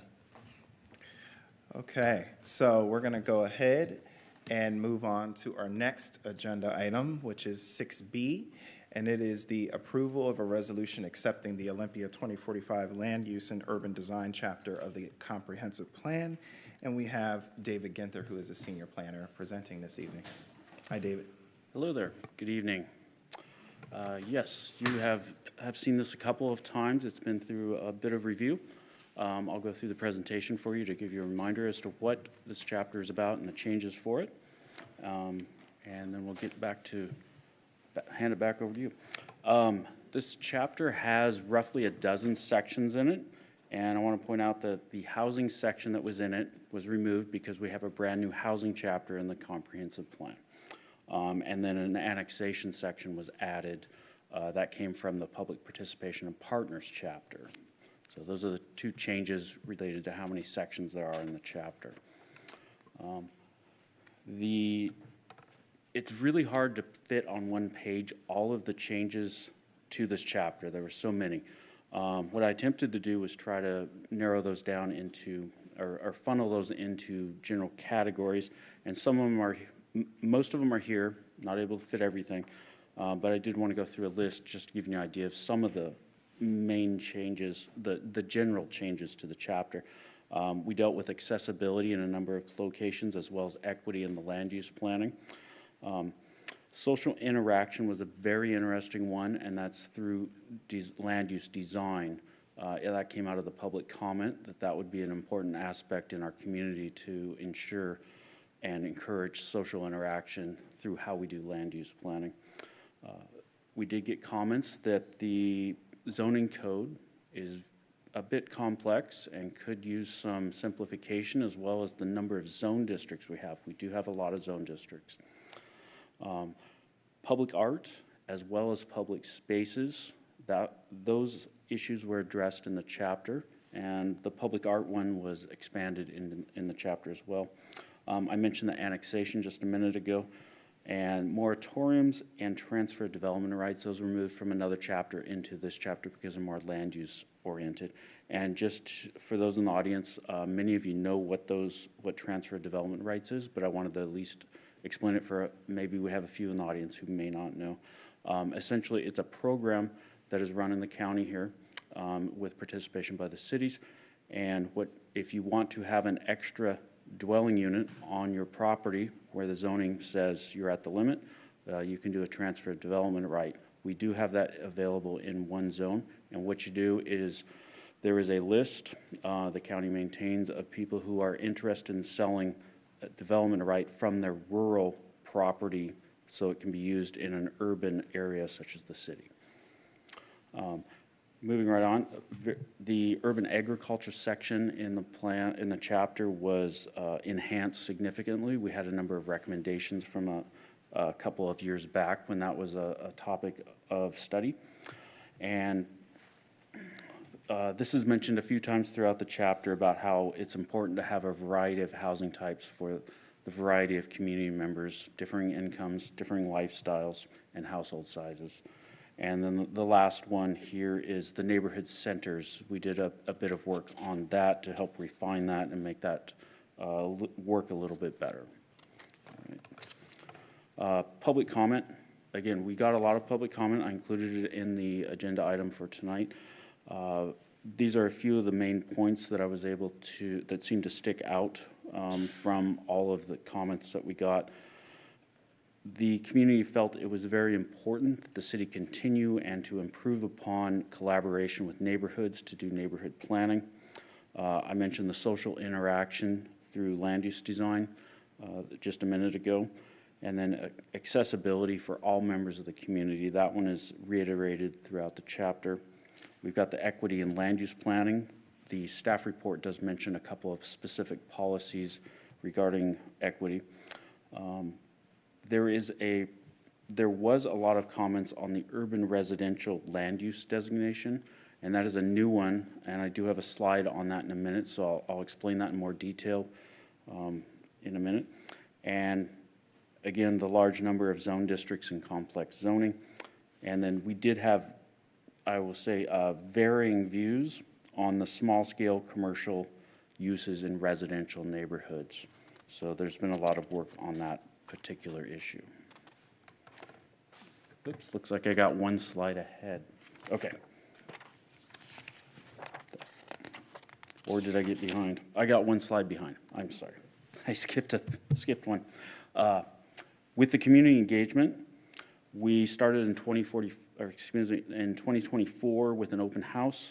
I did have a sounding board from the Council of Neighborhood Associations that met a couple of times and provided great input. They especially had the insight on the social interaction through land use design. That was one of several things that came out of that board. We've had 2 community meetings earlier this summer, followed by a public hearing in July. Apologize, I got a little off track there. Skipped a page. Okay, back on track here. The committees and commissions of the city have reviewed this several times. It went through Planning Commission, who held a public hearing. Social Justice and Equity Commission, there was a letter in the agenda item with their comments. It did go to Youth Council, and the Land Use Environment Committee met several times to discuss varying aspects of the chapter. And then it was at the City Council work session in September.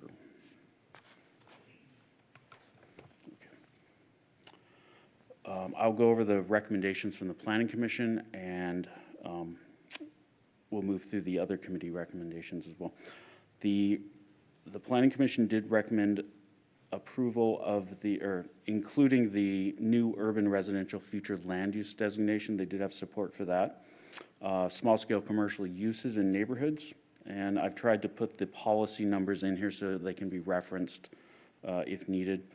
Shared streets was an interesting one.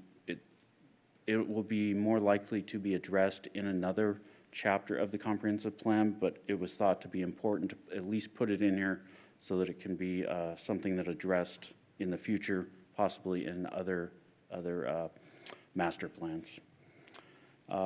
There was a drive-through uses. That one was a topic of discussion, and it did result in some changes, suggested changes to a policy regarding those.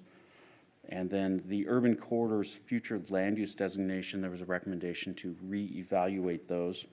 And the last one was the increased zoning capacity, having more of a reserve in regards to the capacity that the city could have for future residential densities and development. Land Use Environment Committee, they discussed several, I've got 2 pages for the Land Use Environment Committee. So they did discuss several of these aspects of this chapter in depth. Small-scale commercial uses in neighborhoods, that one was reviewed, refined, and discussed and supported. The urban residential designation, future land use designation, and that one, I do have a slide in a minute, I swear, I said that earlier, to explain that one. That one was supported as well. A new focus area for the Plum Street vicinity, which is not too far here from City Hall. We have focus areas listed in the chapter, but this one would be a new one to address some of the issues and concerns regarding that area. And then a new policy that would be addressing new drive-through uses citywide. Some of these may end up on the staff work program for next year. That is being worked on at the moment. On the second page, the food system plan was mentioned in here because we did a lot of work on the agriculture section of the chapter, and cultural resource management plan. And lastly, there is a policy supporting evaluating the urban corridor designation and the width and the way in which buffers and impacts to adjacent areas are basically evaluate how those impacts how the areas would be affected by any potential impacts of an expansion of the corridor. Okay. There are 2 boxes here. One is existing, one is proposed, and this is the urban residential future land use designation. The land use designation is on the left side of each box, and you'll notice on the box on the left side of the page, there are 3 future land use designations. There's low-density neighborhood, medium-density neighborhood, and mixed residential. The proposal and the recommendation is to combine those 3 land use designations, and you'll notice the right side of each box is the zone districts that implement that future land use designation, and those are not changing. So basically combining and simplifying our future land use map, but not touching the zoning districts. This is not resulting in rezones, upzones, or anything of the sort. Small-scale commercial uses, that was quite the topic of discussion because of concerns as well as support for small businesses and home occupations. The real intent here is to provide opportunities for people and small businesses to provide goods and services to those that are local to that area. There would be the policy does provide guidance that there should be a conditional use permit and or design standards to address potential to address parking, lighting, solid waste, and other issues that come with development. On this particular issue, there was some additional work spearheaded by council members Gilman and Madrone, And that is explained in the staff report, and and the new language is included in the draft chapter that you have here tonight. Okay, and that pretty much concludes the staff presentation with a recommended motion if you needed anything along those lines. Thank you very much. Turn it back over to you. Thank you, David. Any questions or comments from the council? Councilmember Vanderpool.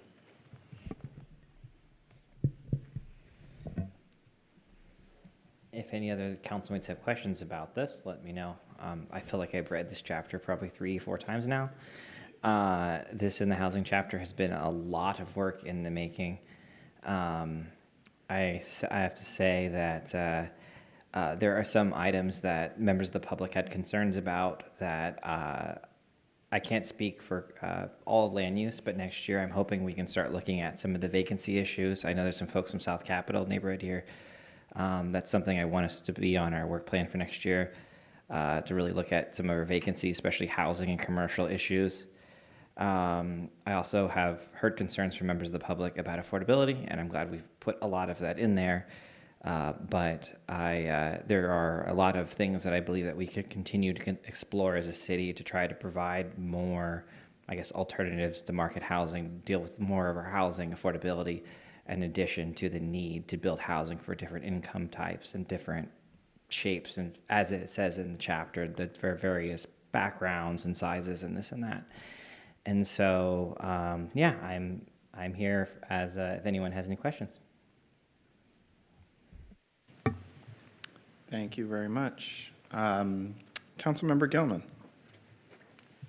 I do have so many questions, but tonight's probably not the night. So we'll have a long walk.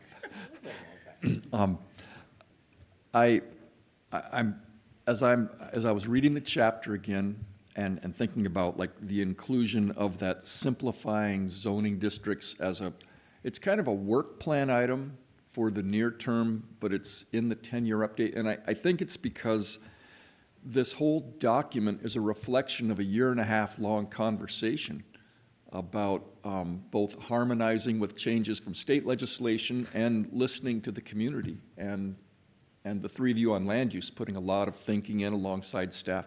So part of me is like, we should keep this really clean and all policies that would apply over 10 years. And then the other part is, what a beautiful reflection of a long conversation. And I want to elevate that. And then I'm especially grateful that you were willing to entertain a fairly late concern about the neighborhood commercial that I brought along with several community members. And I'm just going to read the two of the sentences that incorporate the change that Director McLaughlin and Land Use Chair Madrone very generously spent some time, and then David and his team massaged the language. And it's, so it now says that small-scale commercial uses in neighborhoods will provide goods and services to nearby residents and will be designed to limit impacts to surrounding properties. And the actual code says that unless necessary for historic preservation, prohibit conversion of housing in residential areas to commercial use not designed to serve local residents. Instead, support redevelopment and rehabilitation of older neighborhoods to bolster stability and allow home occupations that do not degrade neighborhood appearance or livability, nor create significant environmental impacts. So thank you for entertaining those and incorporating those changes. I'm grateful for that, and I'm excited about the chapter. Thanks. Thank you, Councilmember Gilman. Councilmember Cooper. Thank you, Mayor Payne, and thank you, Councilmember Gilman and Councilmember Madrone for working on that. I think it's a great improvement, and I think that it's really important that people understand that right now the city thinks that all commercial uses in buildings that are in residential neighborhoods should be used conditional use process, right? And so that includes the ones that are operating without the right permitting and the right use, regardless of where they're, in what neighborhood they're in. And so I think that is really helpful. I also just want to say thank you to my colleagues on the Land Use Committee for letting me be a squeaky wheel on the future land use map. because for me, that's the thing that I appreciate the most about the new plan that we've gone through so far, is just that I think that it now is simply, when you look at it, it reflects our values. And that to me is a pretty big shift, even knowing that the zoning and the high density corridor conversations will come later. And the last comment I'll make is just on the high density corridor. I think that was about whether or not there should be more high density corridor in the triangle or other parts of the community as we grow, and whether or not Plum Street is and should be a high density corridor or not. So those conversations will be for you all to have in the future. Thank you. Any additional comments? I'm curious if anybody on council had any thoughts about Judy Barden's comments. And Councilmember Gilman, correct me if I'm wrong, but it sounded like the new and improved language that you and Councilmember Madrone worked on seems to address the concern that she stated about the elimination of livability and character for 6.2, and then 20.3, the concern around increased density near neighborhood centers. So can you speak to that? Yeah, Councilmember Gilman. And I'll defer to the members of the committee, but this question of neighborhood character began in the previous comp plan update. So this is like a 12-year-long conversation in my experience. There have also been legislative changes that have removed some of the mandate for design review, or even prohibited extensive design review in some situations. So part of this is coming in line with state policies, and part of this is the will of the majority. So there are changes to how we describe livable for who and what constitutes character of a neighborhood. And there are a couple of they're real changes that she called out about no longer having a sentence about needing to step down the relative size of buildings when they're adjacent to another building code or another zoning district. That's a real decision that will have some impacts.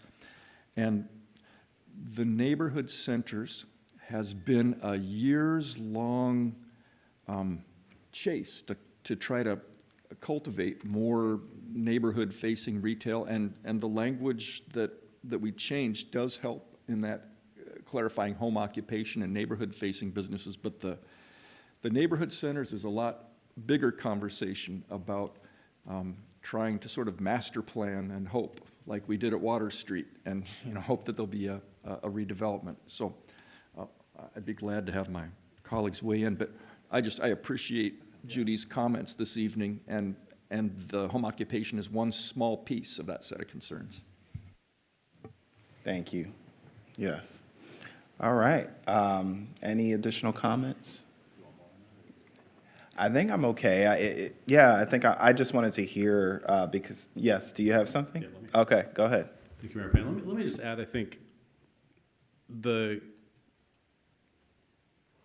comprehensive plan, very much like the missing middle conversation, generated people seeing things that they think are going to happen overnight. And what we found in our comprehensive planning process is when we're too rigid, we don't get any outcomes. And so I think a lot of the shifts that Ms. Barden is talking about are where we've provided more flexibility in hopes that we will get better outcomes. And we know that it's important to watch all of the things that she mentioned in those outcomes as codes are developed to implement the comprehensive plan. So I think that's the main thing, is like some of these are really aspirational, and we're not going to see massive change overnight.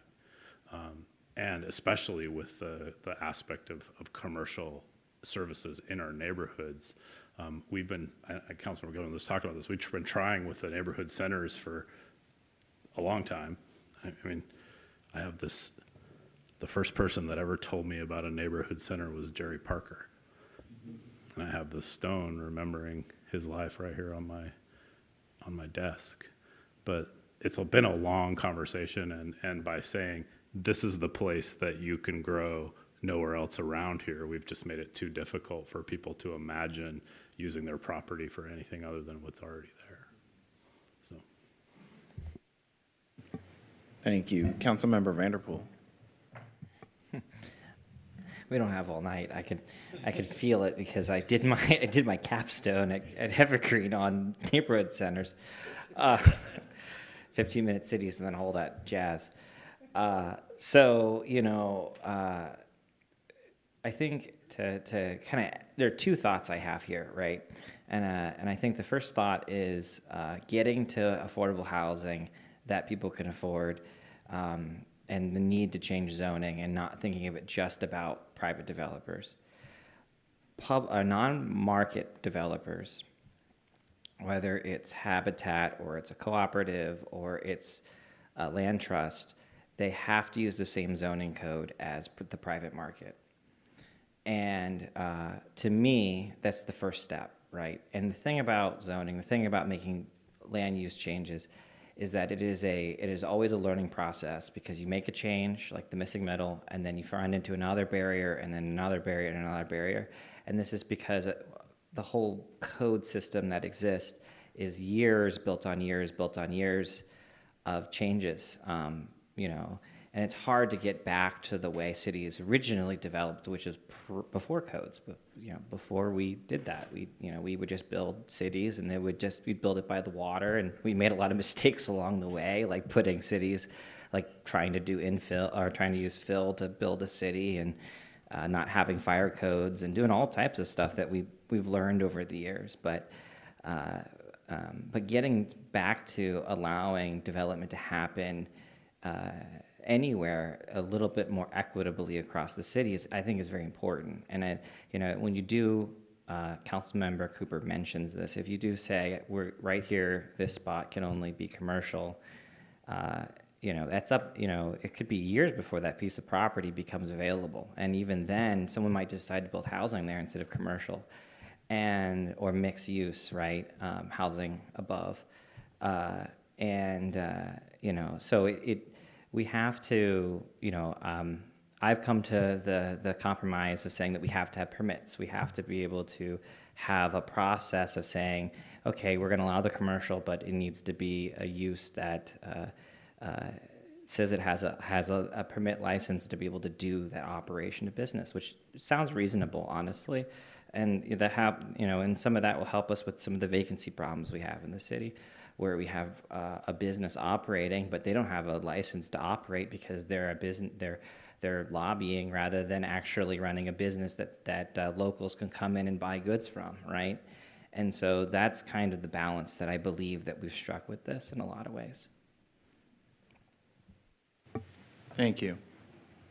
All right, so I do believe we need to take action here, and just so for those of you who haven't been following this entire process, this chapter did come before us at another meeting at a study session before the City Council, where we really dug in on some of the more detailed suggested changes and amendments to this chapter.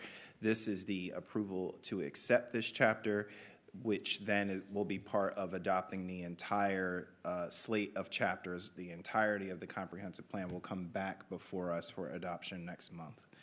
So with that, I need a motion to approve accepting this chapter. Councilmember Cooper. Thank you, Mayor Payne.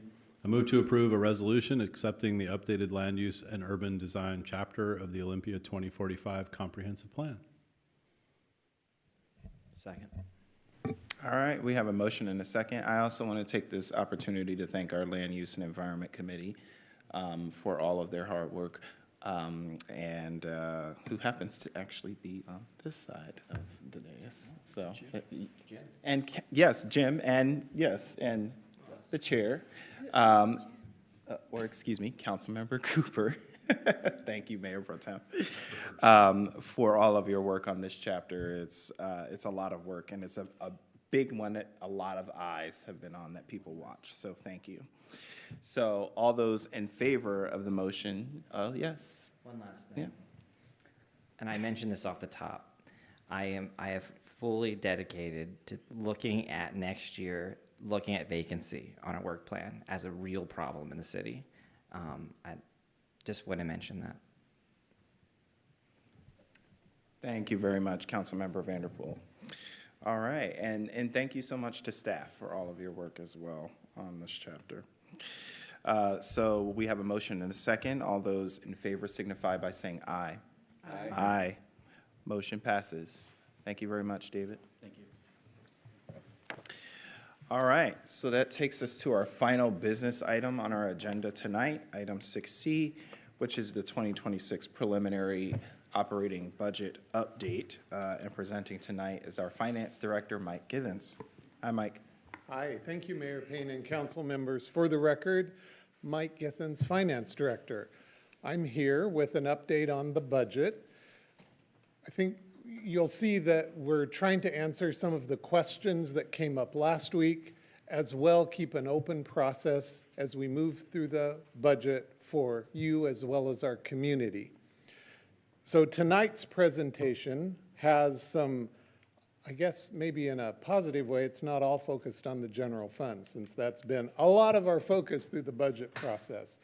But to begin there, let me just reiterate some of the parts of the budget that are permanently in here that are changes we talked about last week. So these are enhancements that are ongoing and included.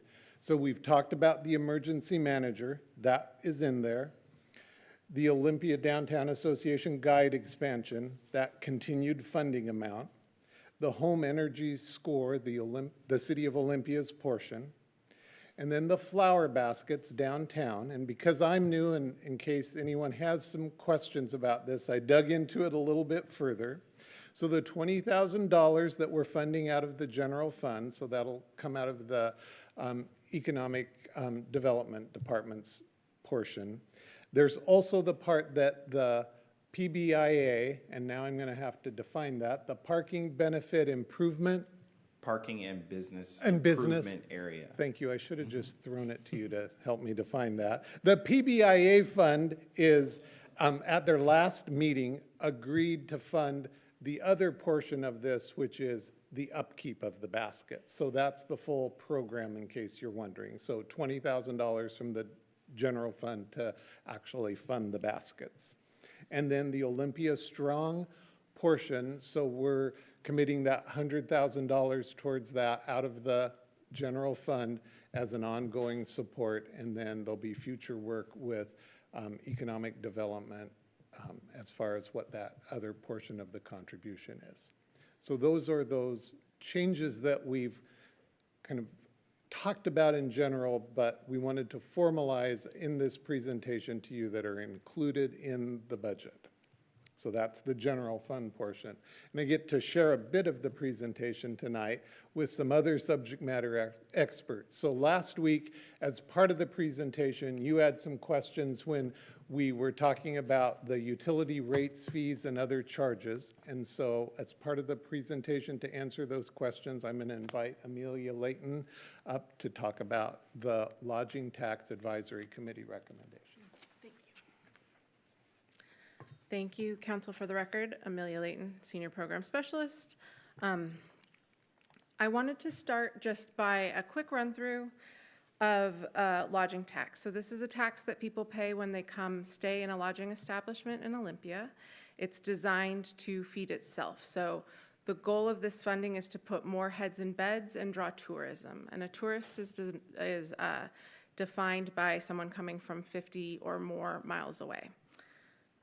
And in your packet, I added sort of the application review criteria, how our Lodging Tax Committee scored, and discusses the funding and sort of the priority or goals that that funding has, which is to put more heads in beds and draw tourism, and with that tourism, economic growth, shall we say. So, as you know, the first 2% is a credit against sales tax, and the city allocates it to the Washington Center for the Performing Arts. Second, it's not a credit against sales tax, and it's a competitive application reviewed and recommended by the Lodging Tax Advisory Board. And that board, or that committee, is made up of 2 folks who essentially they can pay into the fund, so hoteliers or lodging establishment representatives, and then 2 folks who could potentially benefit from the fund, so people who could be funded through lodging tax, and then 1 representative of City Council, which this year was Jim Cooper. Thank you very much. The overall to the fund is we're looking at revenues of $1,250,000. That's for both those 2%. And we, based on the recommendation, LTAC is looking to use $594,000 from the, just lost my word, from the reserve. And it looks like my slide with the numbers is not in here. I apologize. It should be right after this one. It was attached to your document. Not sure where that ended up.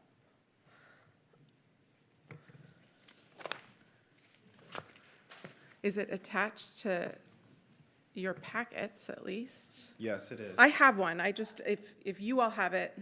We do have it. My apologies for the slide being missing, but this one has the updates that were asked for last time with the score out of a possible 110, the funding request, and the 2026 funding recommendation. We're going to try to see if we can find it. I thought maybe it was hidden, but it was No. My apologies. And I can walk through that, as you'll see on that slide, our committee sort of, we had a large ask, $1,774,000 with that $625,000 budget. And they started looking at the scores, and around 93 and above, they started the conversation with full funding there and then worked their way down. As we got closer to the bottom, we had to go back up and start looking again. And so that becomes part of the committee's conversation on how to fund each individual item. And if you have questions around that, I can answer those.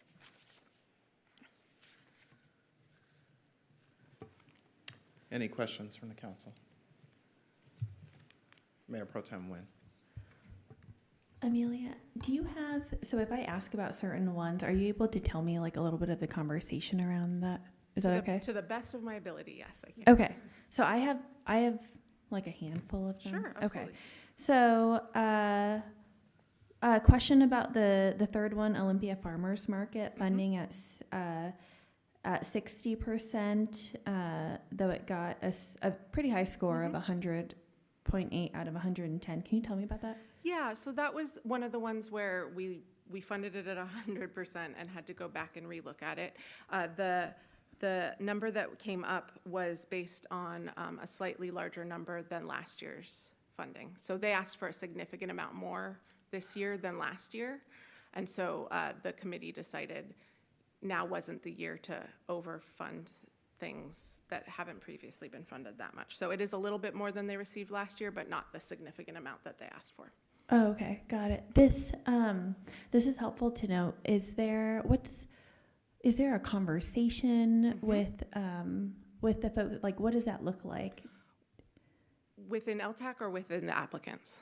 Within the applicants, because one of the things I remember too from last week's presentation you had is just showing the sheer number of nonprofits that we have in Olympia. We have a lot of nonprofits, and they all do wonderful things. And yes, sometimes I wonder if they could just get together and do those wonderful things together and have, and not have so many asks when it comes to LTAC.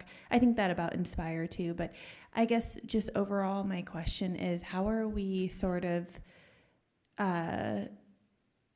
like talking to people about, I know that you do, you're very helpful to people that are maybe applying for the first time. And so I wonder if we have those conversations also about just kind of keeping things realistic for folks, that they can't keep on asking for more and more and more. I think it's a conversation to be had for future years.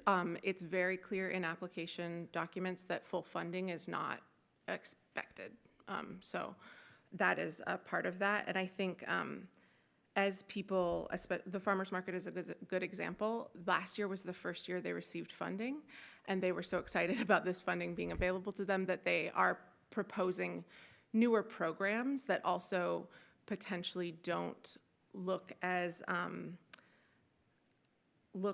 strong to draw tourists and heads in beds. So that's another thing that the committee discusses as we go kind of line by line.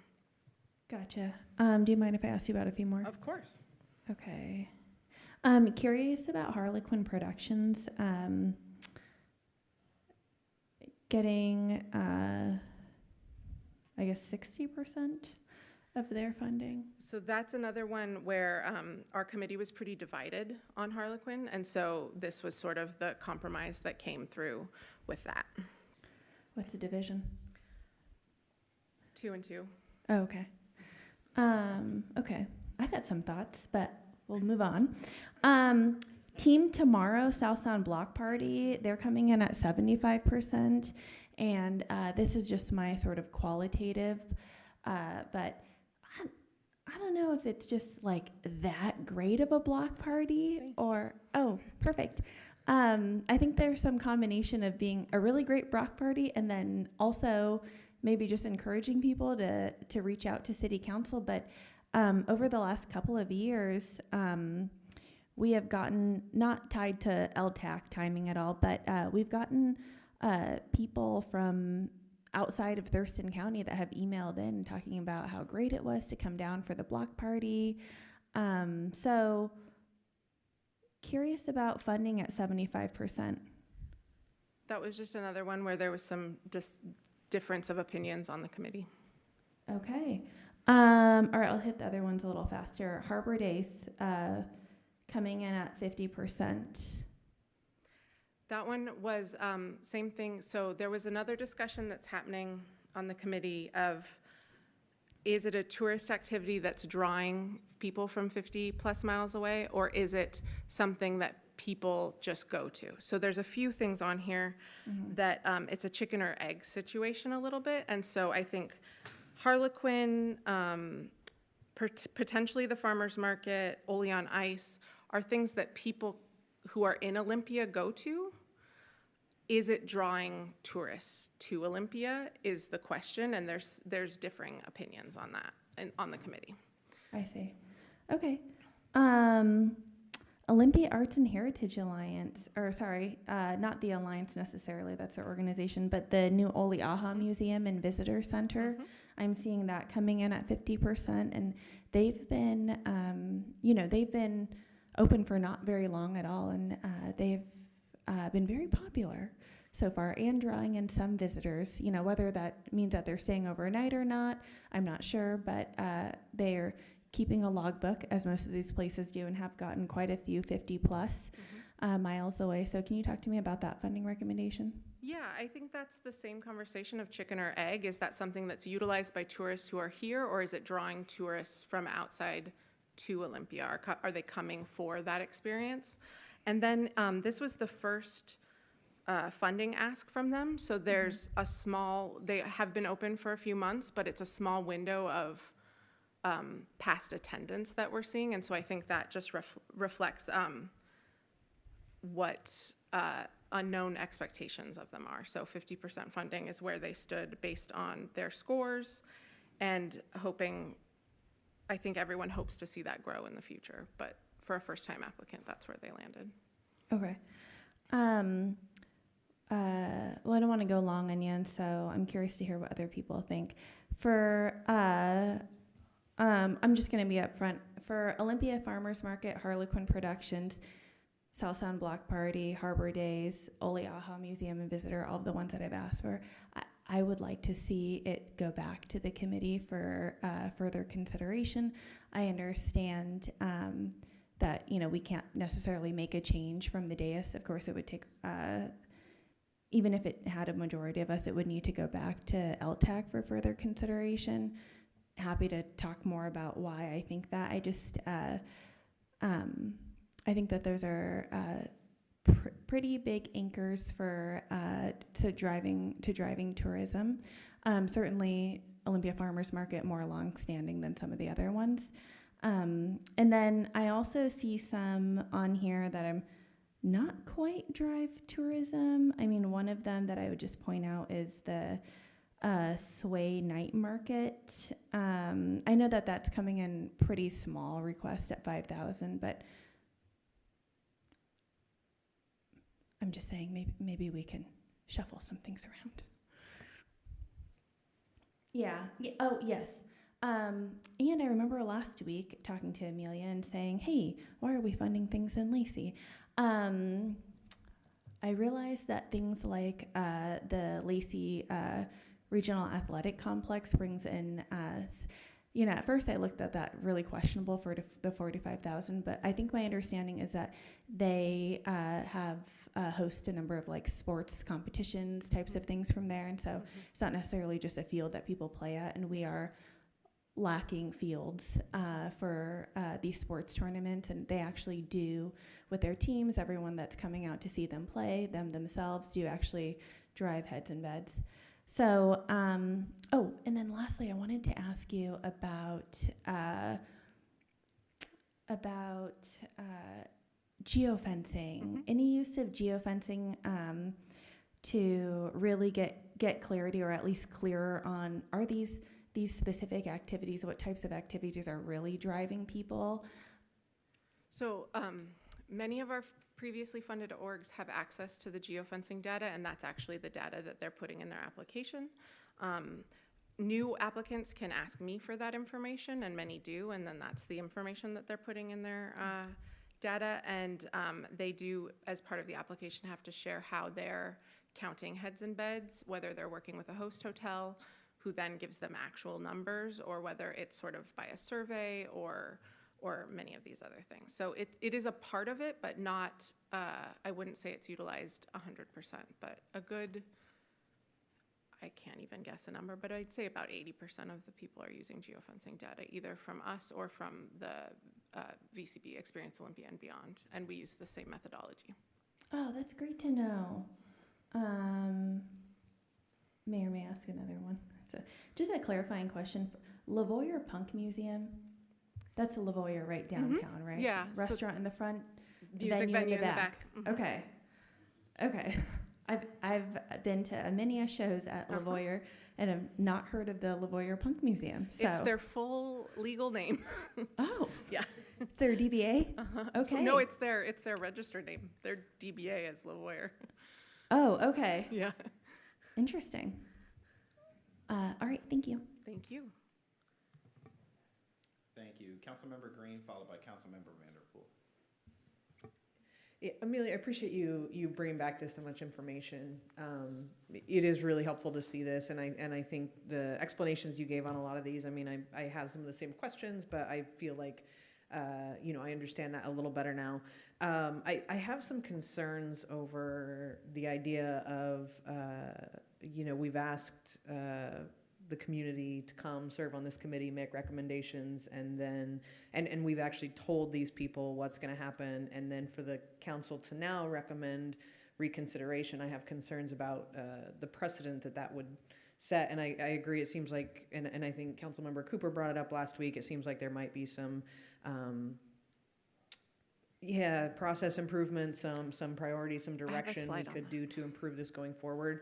And I think if we see some gaps, I think we can, I feel like there's conversation to be had around, are there other ways we can support these organizations? We hear from Cultural Access that there's some excess here or there. If any of these would fit into that. So we have council goal money. I feel like we have other tools that I just worry what message it's sending if we say, thank you for your time, thank you for your feedback, and based on our look at this, and council was represented on there as well, that we wanted to go back for more discussion, and what it sounds like is the discussion was had, and for the ones, or at least the few that you brought up, there was disagreement. So I'm not sure what sending them back for more discussion would serve without it looking like we are asking for or encouraging certain outcomes. Thank you. Yeah, okay, thank you, Councilmember Vanderpool. Mayor Pro Tem Nguyen? Yeah. I am encouraging certain outcomes. I would like to see more, I'm just being honest. I would like to see more funding for those organizations. Everyone that serves on the board of LTAC is, they bring in their opinions and their perspectives and their know-how. And also, the process of LTAC is such, I know that we all understand it, is such that it comes before us.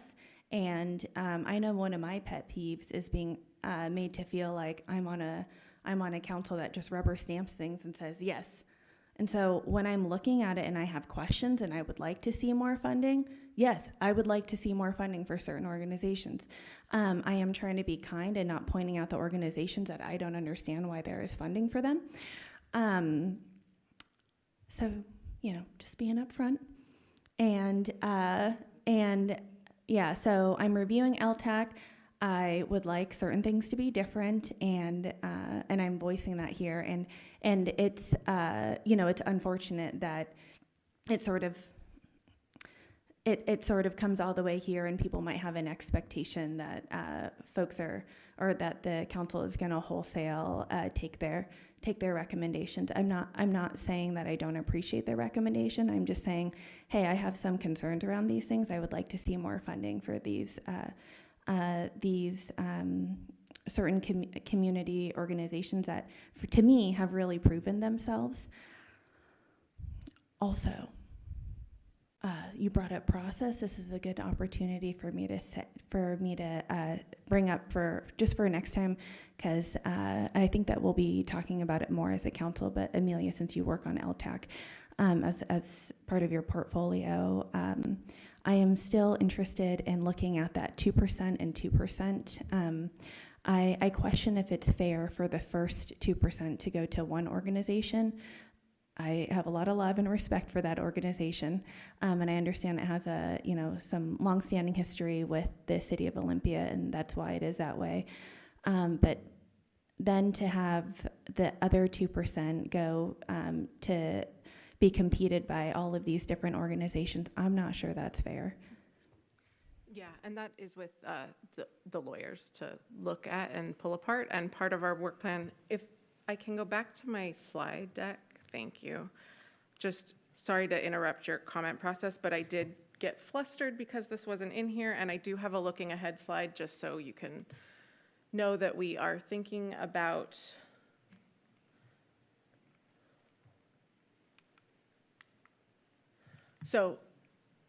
staff and the LTAC committee saw some of these improvements, and then it was made even clearer at last week's council meeting. So further refining the reviewer scoring, including council priorities in that sort of weighted argument of scoring, creating an LTAC policy on the ideal reserve amount, because there is some people who would like to have a more robust reserve or use it all, and that is something that we'd like to have more of a firm understanding of. And then adjusting the application to help applicants be more specific in key areas, such as how they're counting heads and beds and how they're connecting with hoteliers. We're going to meet in February to discuss those updated guidelines. February is the time when you will, one of you will be on LTAC to start that process again, and hopefully by then we will know more about that first 2%, so that conversation can be started to begin to happen there for the 2027 funding. So I just wanted to call those out as you're discussing. Thank you. Thank you. Just one question really quick, Councilmember Vanderpool, on that point that you just made. Has the Performing Arts Center, have we communicated with them that this is happening? Yeah, I know Jenica that Machado, our Economic Development Director, has communicated with them that it is something that the legal team is looking at, and they have expressed their understanding, and more to come on that. Sure, I just didn't want it to be this moment. No, it's not this moment that they have. Okay. They have heard that, yes. Thank you. Thank you. All right, Councilmember Vanderpool, followed by Councilmember Gilman. I just want to say, Mayor Pro Tem, if you want to work on next year on a criteria, I would love to do that, so that we have a clear understanding of where things are. because I see your passion for the issues that you're seeing in there, and I hear you, and I believe that we should work on a criteria so it's less likely to see this level of this level of what's the word I'm looking for, issues in front of the council, trying to make those choices earlier. Yes, Councilmember Gilman. Good. Well, with no disrespect to the organizations you're advocating for, I really appreciate the breadth and diversity of smaller organizations that are included on this list. And I think it's akin to our cultural access tax and grants and the way that our Inspire grants have gone intentionally to a lot of smaller organizations that we're building up. So for that reason, I'm excited about this list.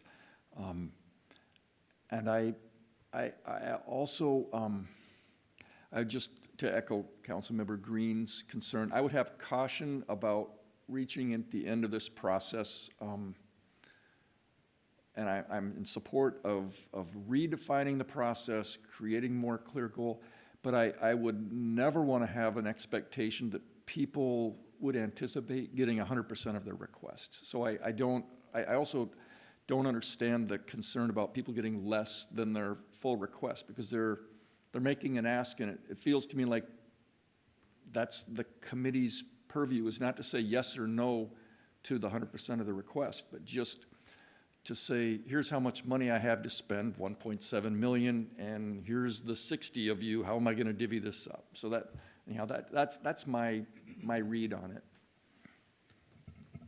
it. Thank you. Councilmember Cooper. Thank you, Mayor Payne. A couple of comments and a short story. So the first thing is I wanted to add something to the criteria that I mentioned last time but isn't in the chart, and that's that there was a question in our review about whether members of the committee wanted to fully, partially, or not fund any of the applicants. And so if there was a majority for fully, we started there and beyond the points, right? So if we had 3 members that wanted to fully fund, we looked at that for the whole chart.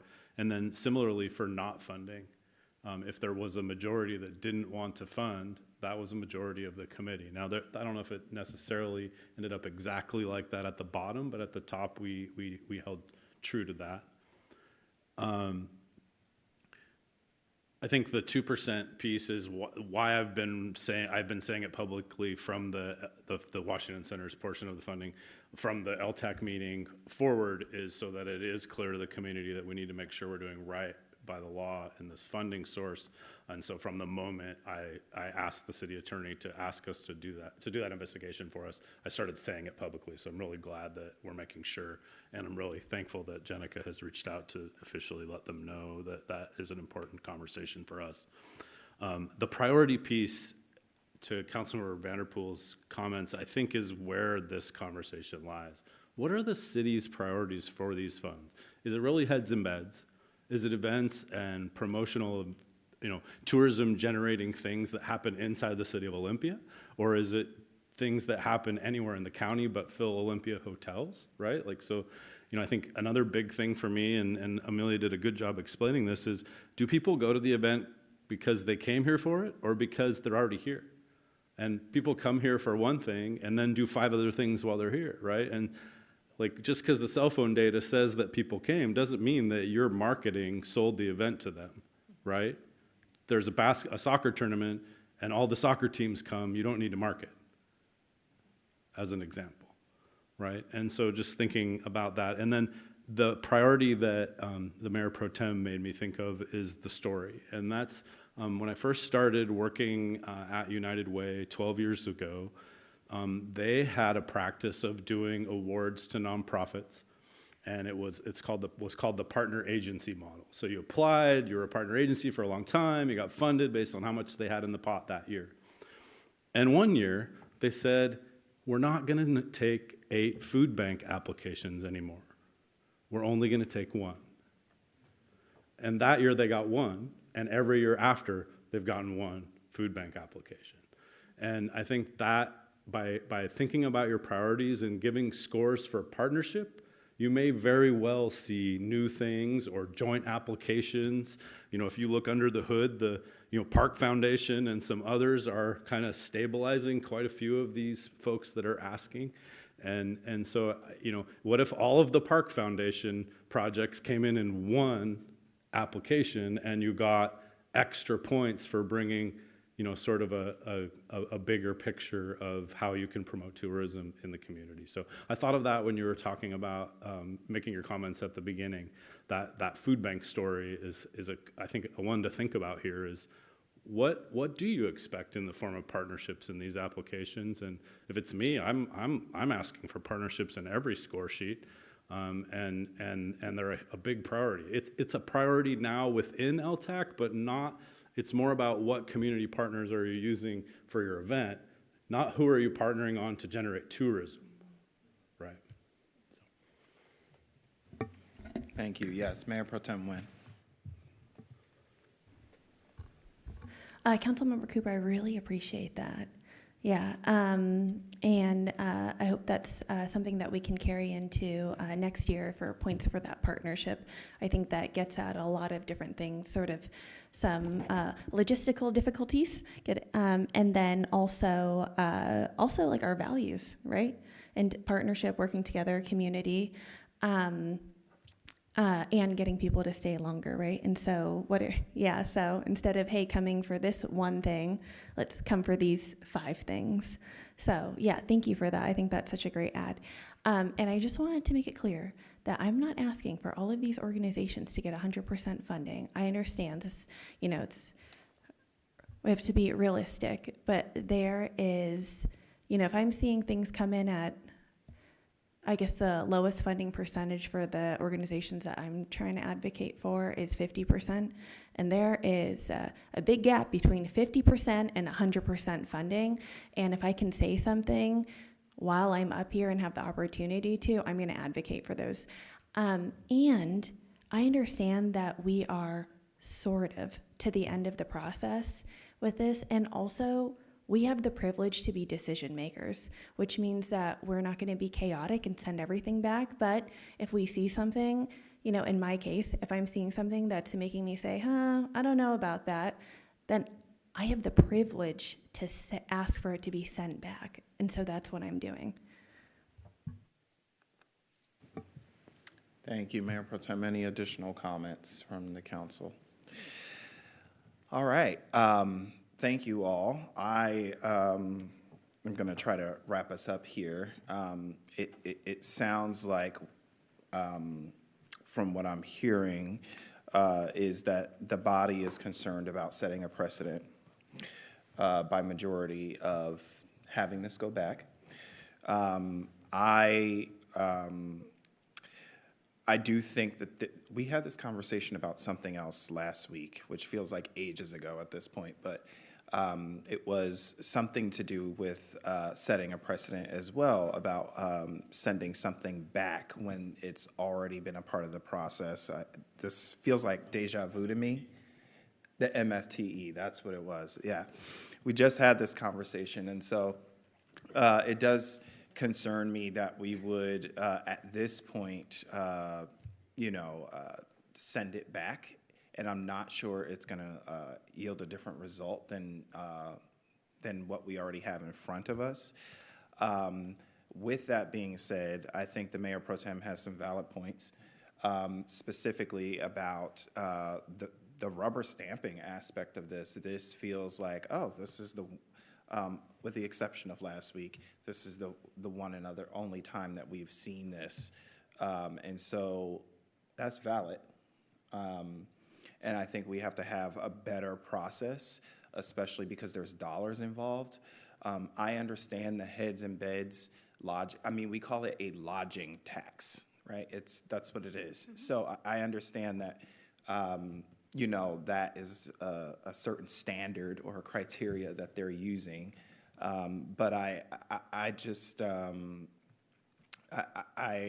share that concern that the process is not, it's at its best, and we can do better. And so what I'm hearing is a request to set priorities, as Councilmember Cooper suggested, and improve process. You're absolutely right about being decision makers and having the opportunity to advocate, especially for organizations that are within the city of Olympia. And that, I think, is a conversation for setting those priorities. So, yeah, thanks for that.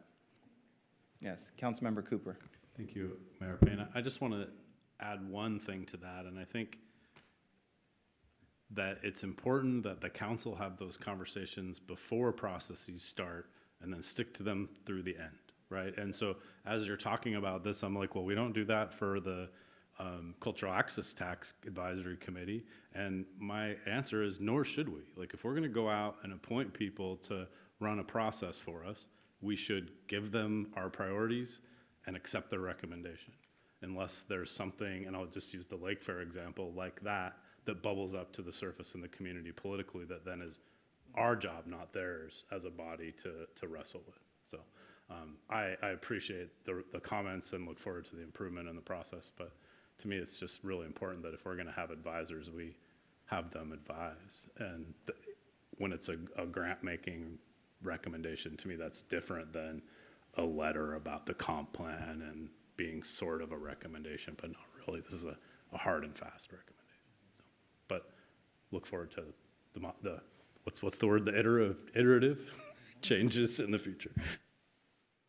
Yes, and I think as we approach our interjurisdictional assignment discussions at the retreat, would probably be an opportune time to talk about whomever is assigned to that to this assignment to know that it is an expectation as our representative that you would go in there proposing those specific adjustments to process. So, any additional comments? All right, seeing none. Thank you all. Thank you, Amelia.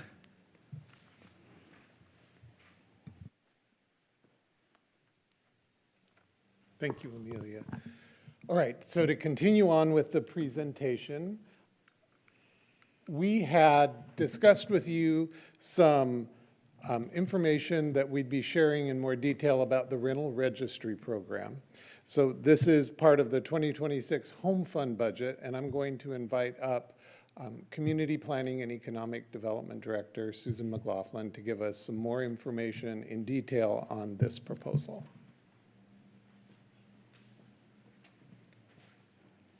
Hello, good evening, Mayor and Council. So as you recall, we had a council study session on the rental registry program several months ago. In that discussion, it was noted that whilst we've made some progress, there's also been significant challenges. You've heard that from some of your constituents that say it's been very challenging in terms of getting through the registration. And from our side, it's been very challenging to meet our cost recoverable goals because we're not getting the amount of registrations that we need to be cost recoverable. Therefore, it was recommended that we staff the program adequately in order to make it cost recoverable and meet the needs of the applicants, right? In terms of an ease of registration process, so it's a win-win. Now, we have two proposals. One is to increase an existing permit specialist that was budgeted at 0.5 FTE, though she has been working at one at full time because of the demands of the program already, and that's been paid for in other ways. However, we do not see that workload going away, and she continues to be working at full capacity. So we did not want to take that capacity away in the 2026 budget. So asking for that 1 FTE, and then adding a program specialist to the rental registry program. And I want to caveat this by saying, A, it's going to help us in terms of meeting our cost recoverable, but I need to asterisk that by saying we need to hit a target for that to be the case. And that target is 63% of our anticipated rentals will have to be registered in order for this to be cost recoverable. So I just want to be fully transparent on that. I also want to be transparent in saying, if you recall in the council study session, part of this, part of the stage in which we are at now is identifying folks that maybe haven't registered or that are maybe not interested in registering, and therefore we have to start moving towards code enforcement. Now we're moving towards code enforcement not only for the landlords that aren't registering, but also for the units that we've discovered that are not permitted. Yeah, so that's a significant code enforcement issue.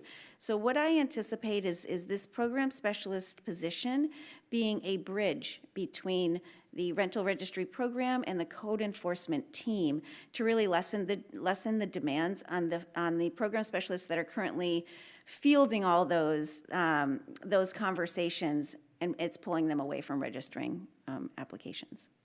I hope that all made sense. I'm happy to answer any questions. Thank you, Susan. Any questions from the council? Councilmember Green. Yeah, thank you for bringing this, and I know this was on the challenges slide the last time or two that we went through it, and I know, and I want to share with council some of what I shared with Jay about this. And I want to be really transparent that this is as much about the timing of this as the concept of it, is that we just went through a really, really difficult process whereby we cut some folks, and then there was other, I'm sorry, I don't mean to say folks, positions, yep. And there were other positions that had the potential to be cut, and we said, nope, the community has told us there are these priorities, right? They've given us feedback, there are these priorities, and we want to keep those services that the community has said are really important to them. This was a council choice a couple of years ago. So when I look at, we were just forced to make some decisions around cutting positions that were, running long time programs or running things that maybe were priorities. And then now to say we're going to add to a program that we opted to put in place, I just have a lot of heartburn around that. So my ask would just be, because I also don't want to see your Sarah, is that right? Sarah, struggling every day at work to keep up. Like I get it, that's awful. So I would be really supportive of this if we could also say in like first quarter, go back and have a more robust discussion around how we feel like this fits into some of these priority conversations. Mm-hmm. Yeah, thank you, Councilmember Green. I had a similar conversation with the city manager about that, which is really the question of at what point do we say is the juice worth the squeeze, mm-hmm. right? We know that the program right now, expenditures is outpacing revenue. We're hoping that some of that could be addressed through this. Mm-hmm. And so it is that question of at what point do we reevaluate, if we need to, of course, and is the program doing what we intended for it to do? So I think that's what you're getting at in your comments, and I shared that sentiment as well. Yes, Councilmember Gilman. So at the risk of belaboring this, my understanding was that we didn't anticipate that the first year of the program would pay for itself, but it had a multi-year phase-in with, an expectation of adding more units, and that we would reach a self-supporting point. Mm-hmm. So I don't share the concern at this moment. 3 years down the road would be a time when I would think it would make sense to take a critical look. But first, I really value the work of the program, the reasons that we put it in place. But I just think it's premature to judge whether it costs too much as we're standing up the systems, figuring out the customer service, and bringing an increasing number of the rental units into the fold so that they're helping to support the program. So I would just balance that with, I understand the frustration about in a moment of budget cutting, but I would be gentle in judging something we just stood up about whether or not it pays for itself. Sure. Thank you, Councilmember Gilman. Councilmember Vanderpool. Yeah, I would say the same thing. I mean, it's fairly early days. That plus some of the efficiency on the application side that's coming soon will help out a lot, right? I don't expect any program that started out new to be easy in the beginning, right? And I'm hopeful this will help with the workload, right? And this will help get us to those goals, because having 1.5 people or 2 people doing a lot of that work is a lot, because there's a lot of unregistered units in the city, and we need it in order for it to pay for itself, and we need to get to that. And I think that this should help a lot. Thank you. Yes, and I'm gonna channel my inner Councilmember Madrone here, and I'm not sure she would agree that it is a council decision. This was a policy decision that was made on the basis of a number of qualitative and quantitative data capturing from the community about the experiences they were having, and this was a policy that came before us as a solution to those challenges. So yes, a council choice, but also driven by external issues. Yeah. So back to you. Thank you. Thank you. Unless there's any other questions. Okay. I don't believe so. Councilmember Cooper. Thank you. I have a comment about a different topic and just a thought. I don't need the answer, but I want to, you mentioned something about unpermitted units. And I've heard from a handful of folks in the community, I think because the housing shortage and cost is so high there, people are trying to buy places that have another unit. And when someone buys one and doesn't know it's unpermitted. So I think one of the things that I wanted to suggest, and just whatever you do with this, is to put a note about that in our rental registry stuff, is that when you buy a house, it's your job to know if everything's permitted. And then also just looking internally, if in that case, if there's a way to expedite around life safety to get it at occupancy, because that's not who built the unpermitted unit. So I don't want an answer, and I know that there's a lot to what I just asked. So Absolutely. Thank you. I understand the point. Thanks. All right. I think you're free. Thank you. Thanks, Susan. Thank you. I'm going to move us to the timeline and what's upcoming with the budget process. Next Tuesday, back to a Tuesday for council meeting, we'll be bringing the budget for its second public hearing. So at that time, we'll be opening it up for the community to make comments. We certainly want to make sure that the budget includes everything that council wants, so that if any time you need more information, we're happy to bring that to you. We're moving kind of forward now towards that final adoption. But next week is an opportunity for the community to comment on the budget through a public hearing process. As well, the 2 ordinances you'll be considering on the consent agenda next week for a second time. That's the public safety sales tax and the business and occupation tax increase. As well, we'll have the ad valorem property tax ordinances for you. That's not mentioned here, but I wanted to point that out. And then on November 24th, we have an online session, that's Thanksgiving week, the Tuesday, just as a final budget balancing to answer any questions you might have or anything that comes up between now and then. We'll bring more information to you. And then the budget moves into December for those final consideration on the ordinances. So that concludes our update this evening. Unless you have anything else you want us to take note of, I'm happy to do that and bring more information back. All right. Thank you very much, Mike. Any additional questions or comments for our finance director? Councilmember Vanderpool. Not for the finance director. I'm just doing this because Councilman Madrone isn't here, because I know she would do this. Strategy 2 in the Housing Action Plan. 2A and 2B are about rental stability in the community, appropriate tenant protections, and improvement for household stability. Just want to say that because she would look this up and point that out. So it's all in there.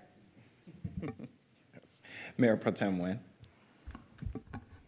I'm getting a nice giggle from this conversation. Also just wanted to point out on Councilmember Madrone's behalf that Councilmember Madrone has not endorsed any of these statements, and she will be back next week, and she will have plenty to say, I'm sure.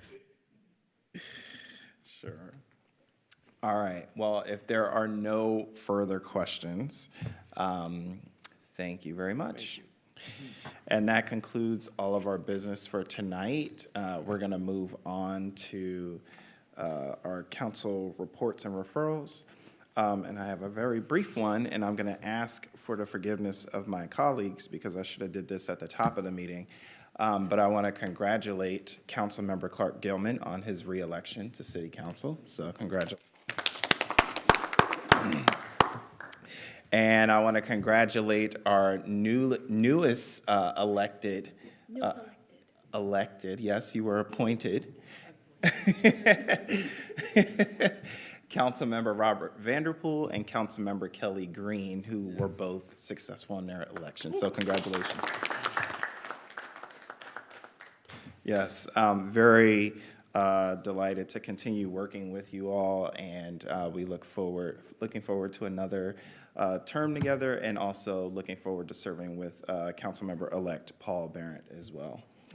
So with that, I'll start to my left with Councilmember Cooper. Thank you, Mayor Payne. Just one thing. I sent you all on Friday a referral from the mayor and Councilmember Gilman and myself to formalize the request to the city manager from last week to look at funding for the food bank due to the food crisis that we're in the middle of. And I wanted to ask that we not try to solve that tonight because it's kind of a moving target. But if you have specific questions that you want to make sure come back to us for that decision during reports and referrals next week, either say them now or send them to the Assistant City Manager, Stacey Ray. And then we'll make sure that we answer what we can in time for next week. Particularly for me, I'm wanting to see the current state before we finalize what the amount is. Our goal money is not quite as high as the recommendation. The recommendation for me was written like SNAP wouldn't be there for a month or so, and they voted to open the government while we've been in this meeting, and have a deal. So we should see things flowing, but that doesn't mean we're not in a food crisis either. So I think it'd be good to ask the questions, but wait till next week for answers. So. Thank you. Any questions or comments for Councilmember Cooper? I think he told you to not ask any. No. Until next week. If you want to know an answer, though, I think ask it so that Sure. we catch it. All right. Yes, Mayor Pro Tem Nguyen. I guess I would just ask, so my thoughts are, I think on par with what you were sort of saying, Councilmember Cooper, which is, what's the current state before we give money, right? And so I just want to be clear on that. I guess not much has changed since last week. So I just wanting more clarity. So what can we expect next week? What is, how are we going to go from today to next week? I mean, are we going to be given a broader picture? Is someone working on it? Well, I think we'll do what we can. I mean, we'll put a staff report into the packet for next week, and if you have questions for staff, we can try to summarize kind of what we know in terms of the state of what's happening at the federal level right now, maybe to the extent of what we know, what we can expect. But yeah, and then we'll attach the referral and the staff report, and that will be for the basis of conversation. Thank you. And then I'll just add, Assistant City Manager Ray, since I think you're tracking here, is of course, federal food assistance through SNAP benefits would be important to know. And then also, I think we just quickly looked at Thurston County Food Bank, because that's sort of what was top of mind. Great organization, and also does it make sense to give just to that organization? I remember Councilmember Gilman's comments last week, something along the lines of when there is some sort of a big deal crisis that happens, we often think about the most vulnerable, but then also there's everyone in between. And so I just question, is this, if we are giving support, should we just be giving it through this organization? Would it be more meaningful elsewhere or in addition to? And then also, I understand that City Manager Bernie had a conversation with or reached out to Thurston County Food Bank, and so I want to be really clear on, is there a need there? How immediate do they need it? Of course, any nonprofit collecting donations will always say yes to donations, but I just want to be grounded when we take any sort of action. And during a time of crisis, I know that we have a lot of big hearts on here, and we want to move quickly, right? Because we're in a crisis, and I just want to make sure you get me. Yeah, I think we can certainly reach out to the food bank to kind of understand what their current needs are and get a status update in terms of how they're doing. I think with regards to where might we donate, I think we're going to follow what's in the referral, but then of course you can expand on that during your conversation next week. Thank you. Yes, Councilmember Cooper. And I think that we have to be careful because we're not allowed to donate. So anything we do has to go to low-income people in service, right? Like we can't just give funding for groceries for middle-class people without a way to show that they're low income. Yes, thank you. And I appreciate this conversation, and thank you, Councilmember Cooper, for the referral. And I think it's important that regardless of what happens between now and next week, so even if our government opens, it doesn't necessarily mean that there's an immediate change on the ground. So we just, it's all the more reason to be, that we do this checking in and evaluation of our local food bank to have a real understanding of where we really are. So, yes, Councilmember Gilman. So I both very much wanted to be part of the referral, and I struggled a lot with the tens of thousands against a $4 million for Thurston County alone in SNAP food assistance. But I'm also really mindful that when we stretch and give up to our means, it helps inspire other folks to contribute, and that the idea about being able to lessen suffering that's happening right now is important. And I also hope that when we reach out to the food bank that we won't just ask about the SNAP benefits, but I understand that both their commodity food sources and their cash assistance have diminished in recent months. So the shelves were already more empty well before this SNAP benefit issue came up. And I want us to be smart, because we can't long-term replace what's not coming in food commodities or other federal programs.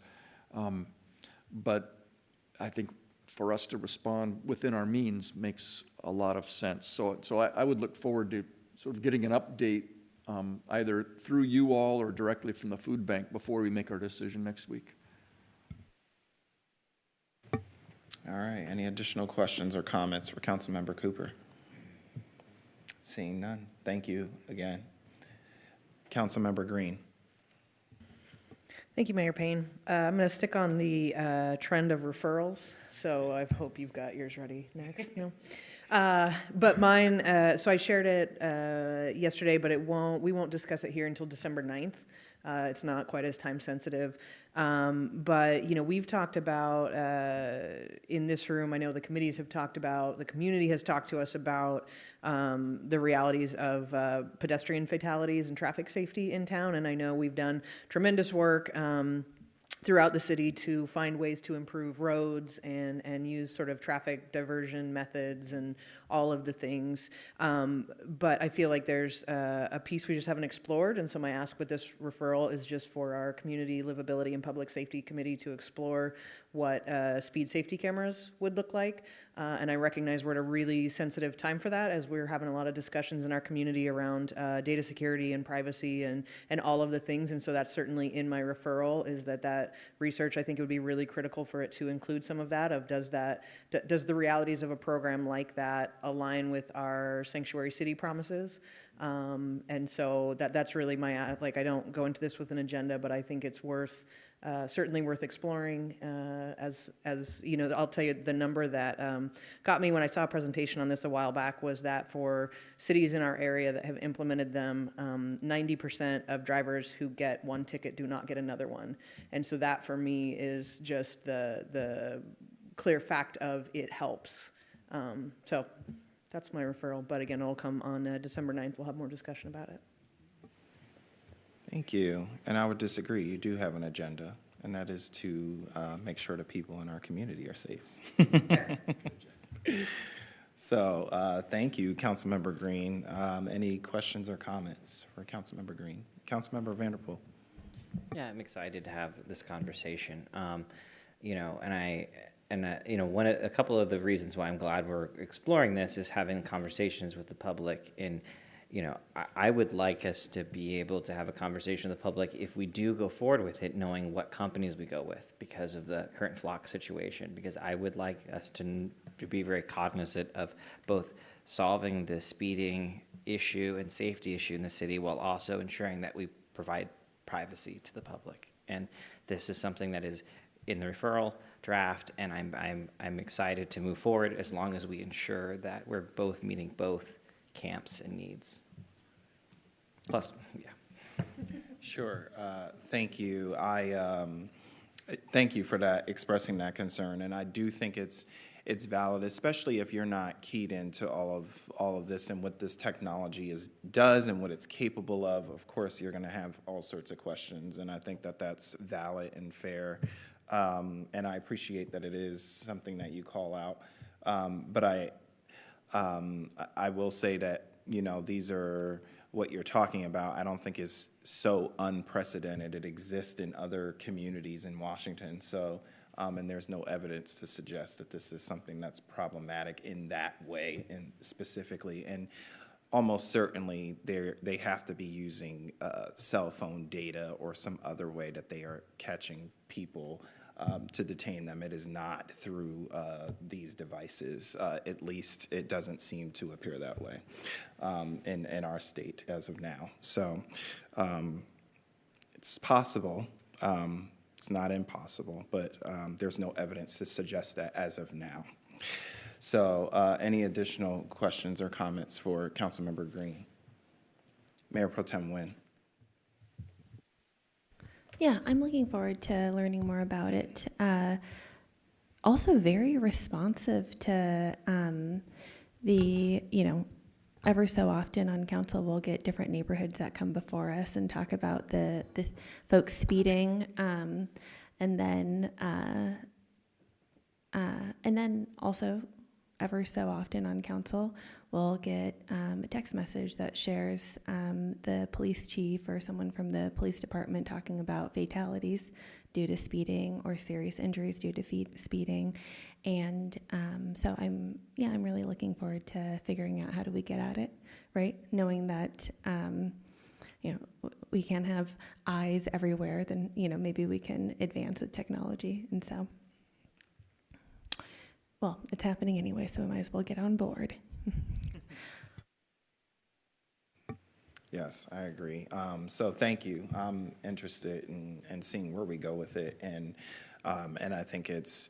I spoke with a few folks when we had the terrible tragedy over the summer. You know, just down here downtown, and there were those immediate questions: "Or what are we going to do?" And so I appreciate you not letting that go and bringing this forward, because if it saves one person, then that's enough. So, thanks. All right, yes, Councilmember Vanderpool. One thing I forgot to mention, and I mentioned this to Councilmember Green the other day, that the school district is interested in this also. And I talked to Hillary Seidel the other day, and she had mentioned that they're looking at this themselves. And so I do think that this is an opportunity in a lot of ways to jointly look at traffic safety around schools. And luckily, a lot of schools are in our neighborhoods, so that does help overlap. Yeah, could be a partnership opportunity, sounds like. Thanks. Yeah. All right, Mayor Pro Tem Nguyen. Yeah, I just wanted to share a little information. On Saturday, I had the absolute honor of attending an event that, I'll be honest, when I was asked, I wasn't quite sure what it was for. And I said, okay, it's at Madison Elementary School. It's something about Legion Way, and it's something about veterans. Is it like an early Veterans Day thing? I wasn't sure, and so looking into it more, and then, of course, preparing and getting into the event, it was so impactful. It was put on largely by Olympia Historical Society and Bigelow House Museum. They always appreciate it when you say their whole name. And then we had representation from the Squaxin Island tribe there. We had one of my favorite local bands, the American Legion Band.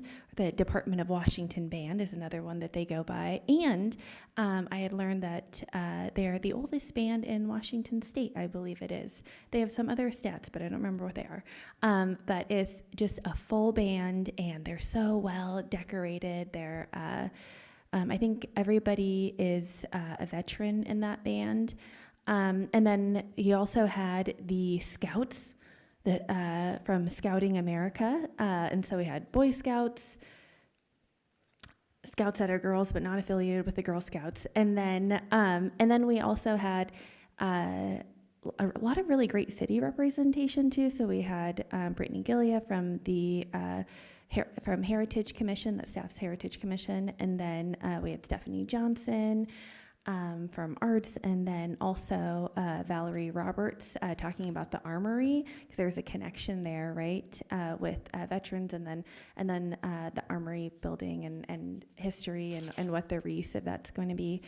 And then I had learned that the street trees on lining Legion Way that are between, I believe it's Plum and Central, are they are two different types of trees. They're sweet gum trees and they're red oak trees.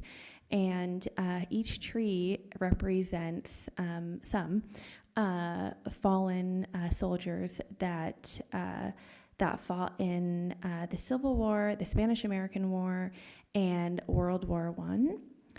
And they're from Olympia. And it was just like there was all of this sort of synergy, and all of like everything was so connected for this event. And then of course the person planting trees was from City of Olympia as well. And it ended with a really, I wish I had it so I could recite it for you, but a really thought-provoking, tear-jerking speech from a veteran talking about how just the honor of being a veteran, being a part of the military, and always making sure that our country is sort of ready for war in the way that we're ready to defend ourselves and our freedoms, but also the importance of never having to go to war, right? And so there is such an interesting balance there, right? A place to be that I personally really believe in. But also there were so many different types of people in the space, so many different types of politics, I'm sure. And here we are being in community together and able to learn more, definitely on my part, learning more about history, and also it's different than the history that you usually see. You'll see statues, you'll see you'll see stone and brick things, right? You'll see these placards, but also there's also living memorials, right, which are those trees. And it is incumbent upon us to take care of those living memorials. So how we preserve history says a lot about our priorities and what we care about. And so that was really symbolic in how we were taking care of the trees. And the more that we I guess, uplift our history and our heritage in different types of ways, like living memorials, I think the more tangible it makes history and more accessible it does. And so it was just really, really lovely and had a pretty big impact on me. So really appreciate that event and being able to represent Olympia for that one. And there you go. If you didn't know before about Legion Way, there you go. Thank you. Any questions or comments for Mayor Pro Tem Nguyen? I believe the American Legion Band just turned 100, so they had their 100th anniversary this year. Unfortunately, I got sick, so they invited me to speak, and I got sick, and I couldn't attend their celebration. So, yeah, but congratulations to the American Legion Band on turning 100. Yes, Councilmember Cooper. That the wall behind you is made of those trees. That's right. Thank you for that. Yeah.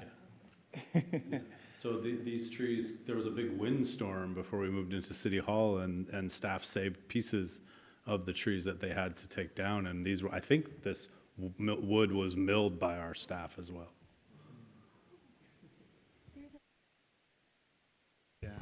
Everything's connected. The steps are from the Safeway store.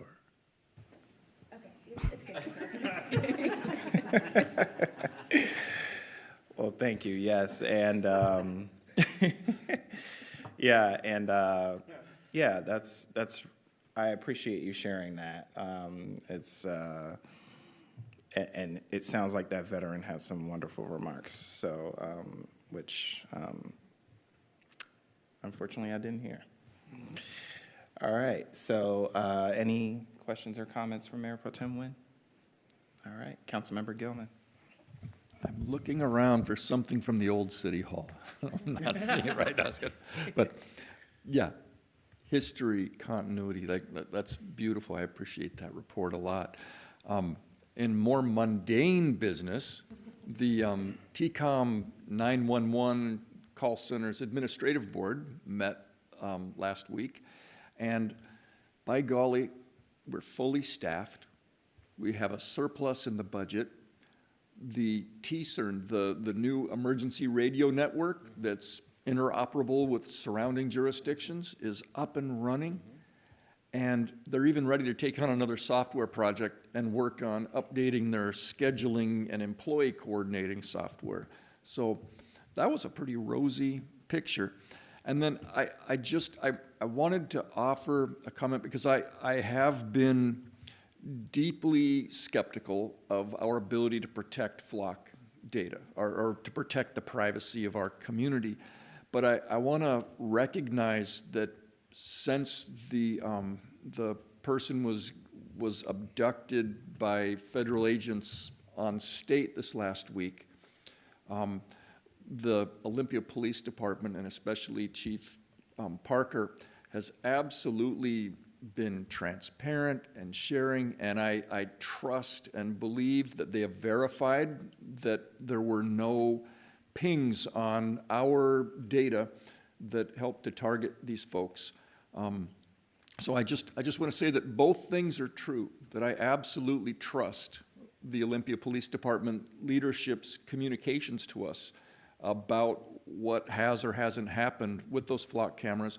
And I continue and continue to see examples around the country and around Puget Sound with the recent UW study, where many cities in Western Washington were having Border Patrol or ICE access their data on a regular basis. But it's also true that UW study found that Olympia did not have any, during the time period of their study, Olympia did not have any searches by federal agencies.